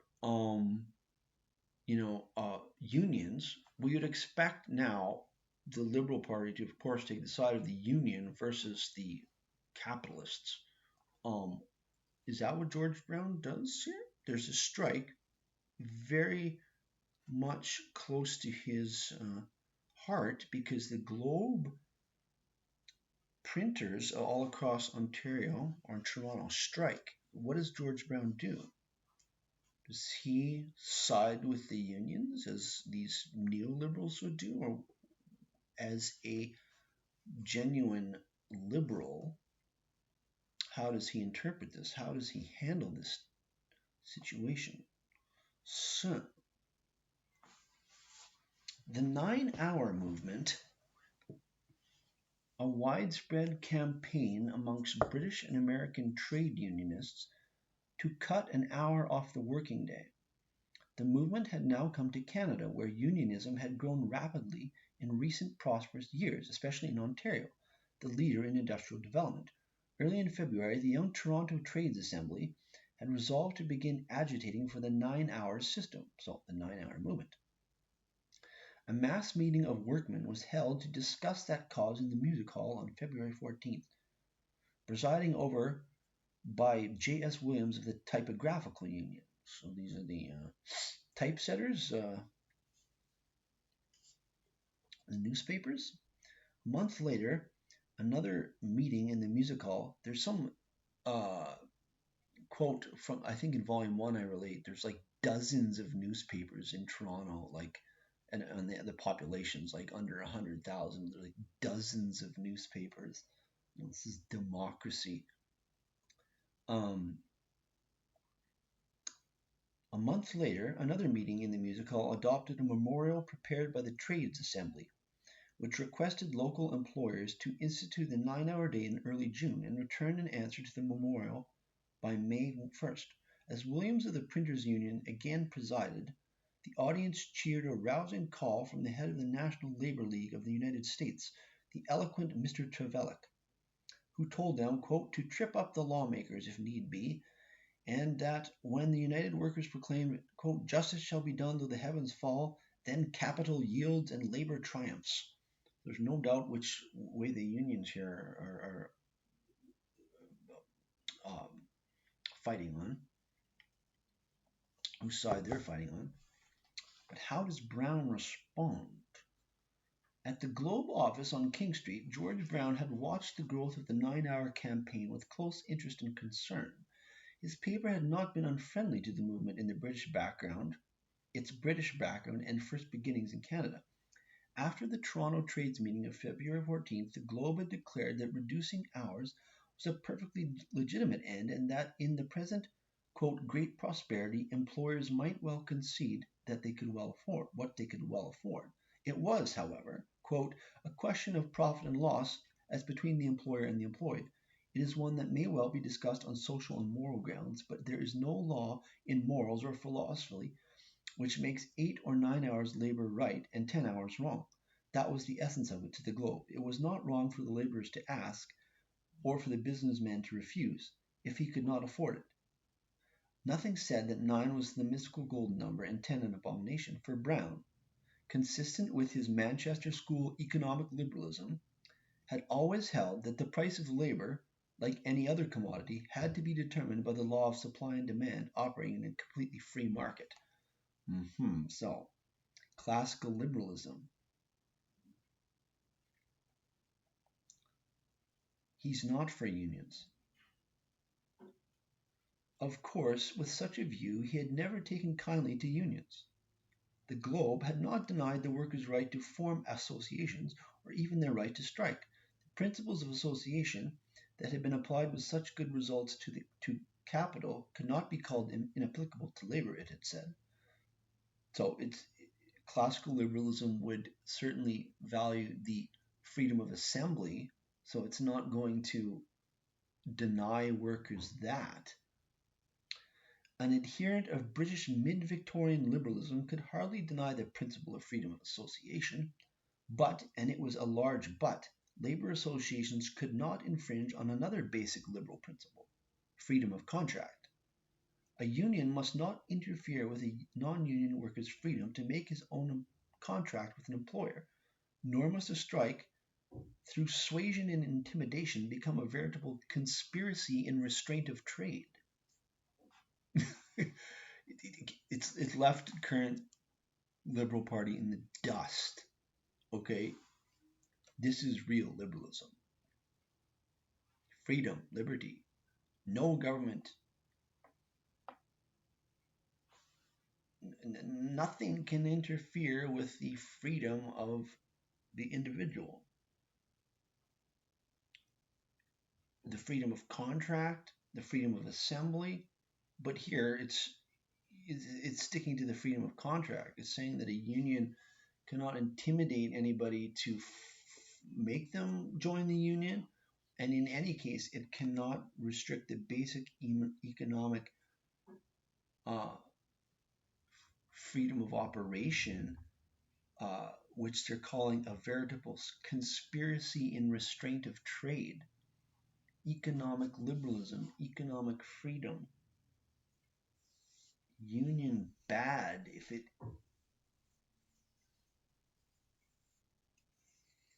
impinges on free trade, free economic activity, no government involvement, the right of the individual to pursue profit. Accordingly, in reasoning from principles of this sort, Brown might acknowledge a union's right to exist, but very little more. It might function as a benevolent society, yet he would scarcely concede it the power it needed to ensure effective bargaining. This is very indicative of genuine liberalism. The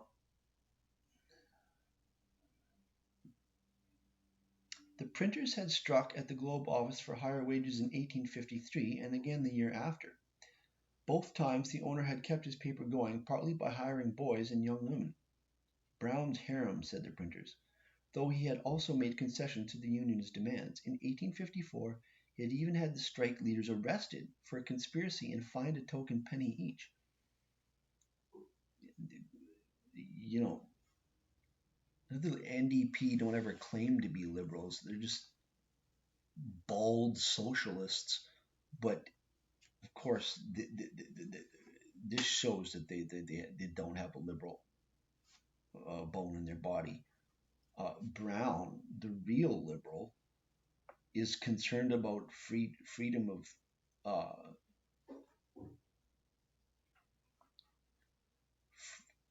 of economic activity. That's what the real liberal is concerned about.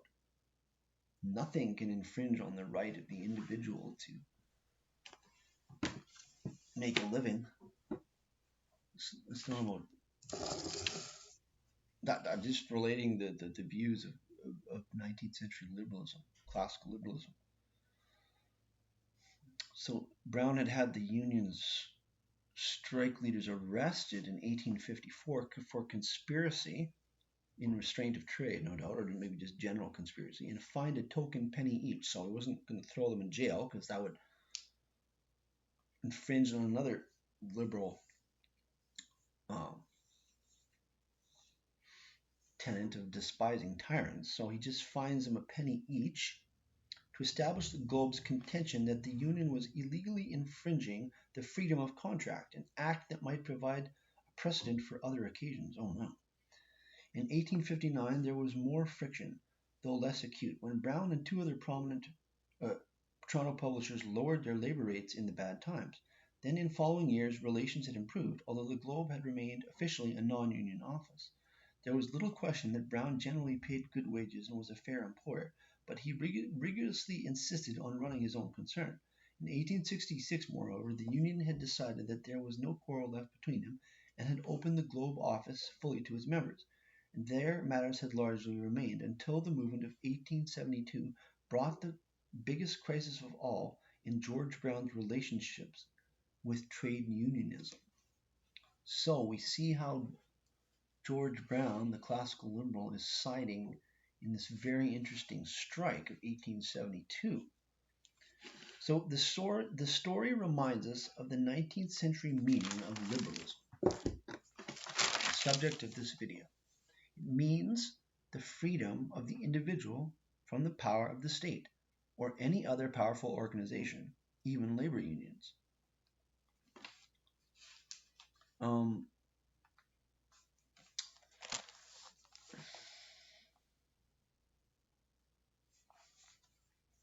So we see with Brown the Liberal Party, at least so much as he represented it at this point, siding with capital. I mean, this is inconceivable from the point of view of the 20th century. I mean, the NDP more than anyone, but would just be having seizures at this. the right of the employer not to allow the infringement of the freedom of contract. The Liberal Party, by the time of Mackenzie King, however, had switched sides, abandoned classical liberal economic doctrine, considering unionism a conspiracy and restraint of trade, free trade, and jumped on the bandwagon of the UK Labour Party. Yes, so that's probably the point of departure for the Liberal Party in terms of economic liberalism, because they certainly don't have that anymore. But that's for another discussion. Suffice to say, Brown is sticking to his liberal principles here. But Brown, a classical liberal, he likely would have considered this, like Mackenzie King's unionism, or let alone the current NDP and Liberal Party, as class baiting, that is revolutionary socialism, which it is. Of course, the current liberals have extended to race baiting, even the lower and the bottom feeding. Okay, you keep getting lower, but Brown's not, and he's a liberal. But Brown, a classical liberal, he likely would have considered this class baiting or revolutionary socialism, not liberalism. The conservatives, at least in the undoubtedly practical, cynical conception of Sir John, also had no problem identifying with the working class, at least in the election of 1891. Yes, once again, things are confused, because in the 19th century, of course, the conservatives probably wouldn't have had any love lost for unions either, but because they would have been more the old boy, the old boys club. But Macdonald was a cynical politician, and when it suited him, he would appeal to the union workers over the classical liberals. So, I mean, yikes. That happened in the election of 1891, as we've seen. Photo. Johnny Macdonald took up the union. Well, I don't know, not what union, but the workers. He's got there's the factory here. You got the factory worker. You got the farmer here in the farming background. Sir John A. is completely unprincipled. Just leading the charge for king and country, and doesn't really sweat the details.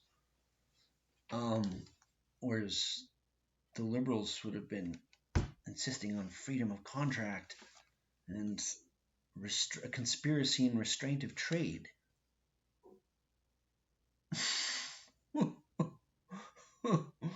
Wow. Yes. So, I'm not even going to get into how in the world things have become so completely opposite today. I'm just defining what liberalism is in the 19th century.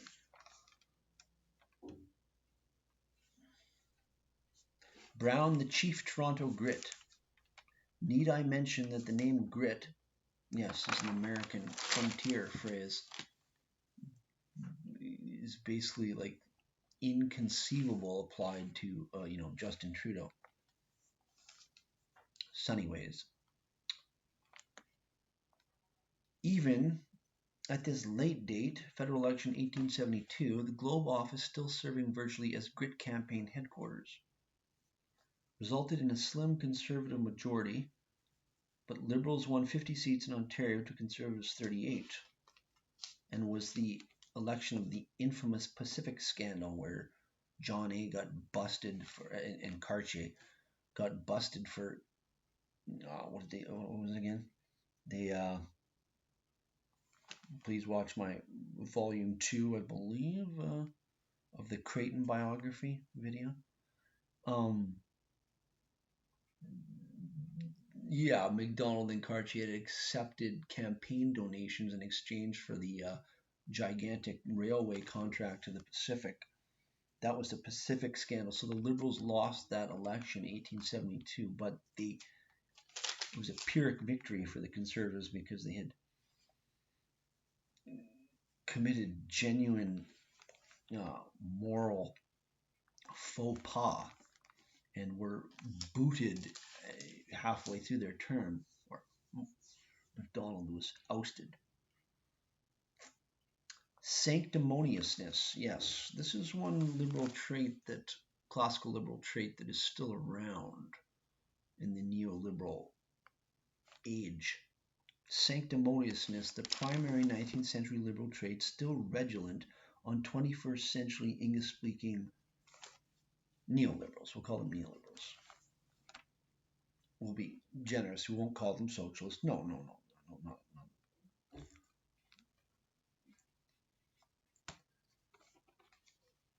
That can't possibly be the case.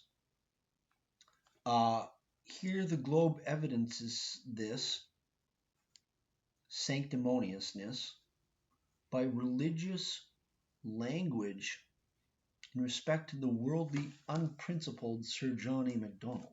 Yes, so the sanctimoniousness. The liberal is the religious personality in politics, whereas the conservative is not.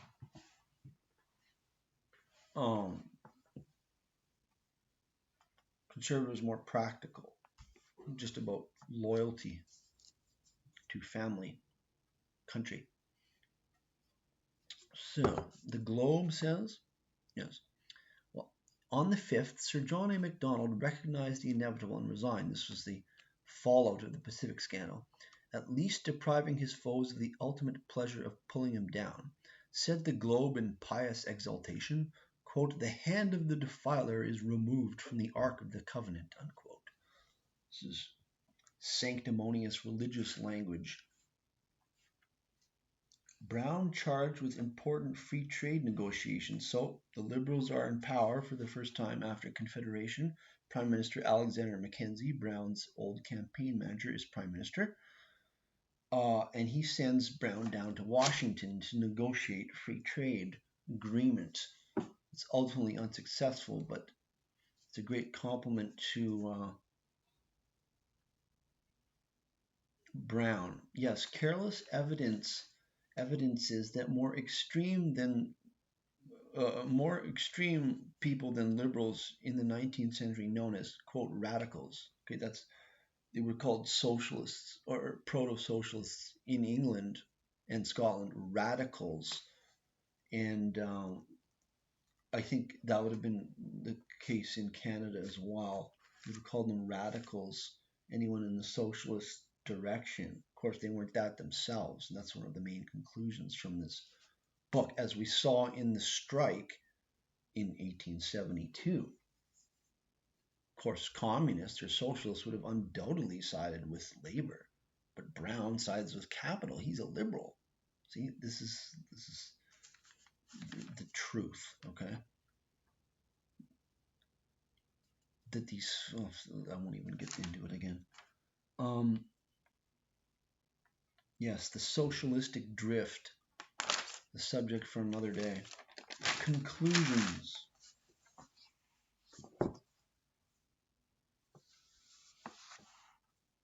No, this is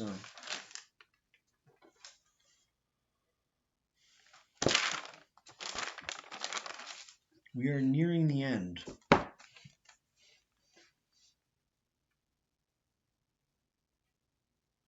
Yes, amazing to see the Globe calls the government of Alexander Mackenzie the Reform government. We don't call it the Reform Party anymore, but the Reform Prime Minister, the Reform government. Of course, they were also called the Liberals, but it's still very strong. Evidences the great connection to British politics. Um, in both parties, not both the Reform Party, Liberals, and the Conservatives. So I will just relate the tragic end of George Brown's life, which was that in 1880 he was still hammering away his fire-breathing editorials from the Globe, but also had an agricultural investment at a farm that was a financial uh, disappointment um, in Western Ontario. But he remained editor of the Globe and very involved in Canadian politics. Um, but he was murdered by an employee, an employee who was drunk and came into his office with a wanted some concession or had some disagreement with some of the management, and he went right into Brown's office and had a gun, and there was a struggle, and the gun went off, and Brown was shot in the leg. And I didn't know this when I started reading this book. Most Canadians don't know this, and this is the man who was called the prime mover of Confederation, or I'm paraphrasing, but he survived the initial attack, but at the time, you know, the wound became infected, and he died. And that's a tragic end to a eventful life. But he wasn't that old. It was 1818 to 1880. So I believe he would have been 62. Yeah, yeah, 62. So he was killed at age 62, and the assailant was tried in Toronto and hung. Liberalism in the 19th century. There's George Brown, Statesman of Confederation.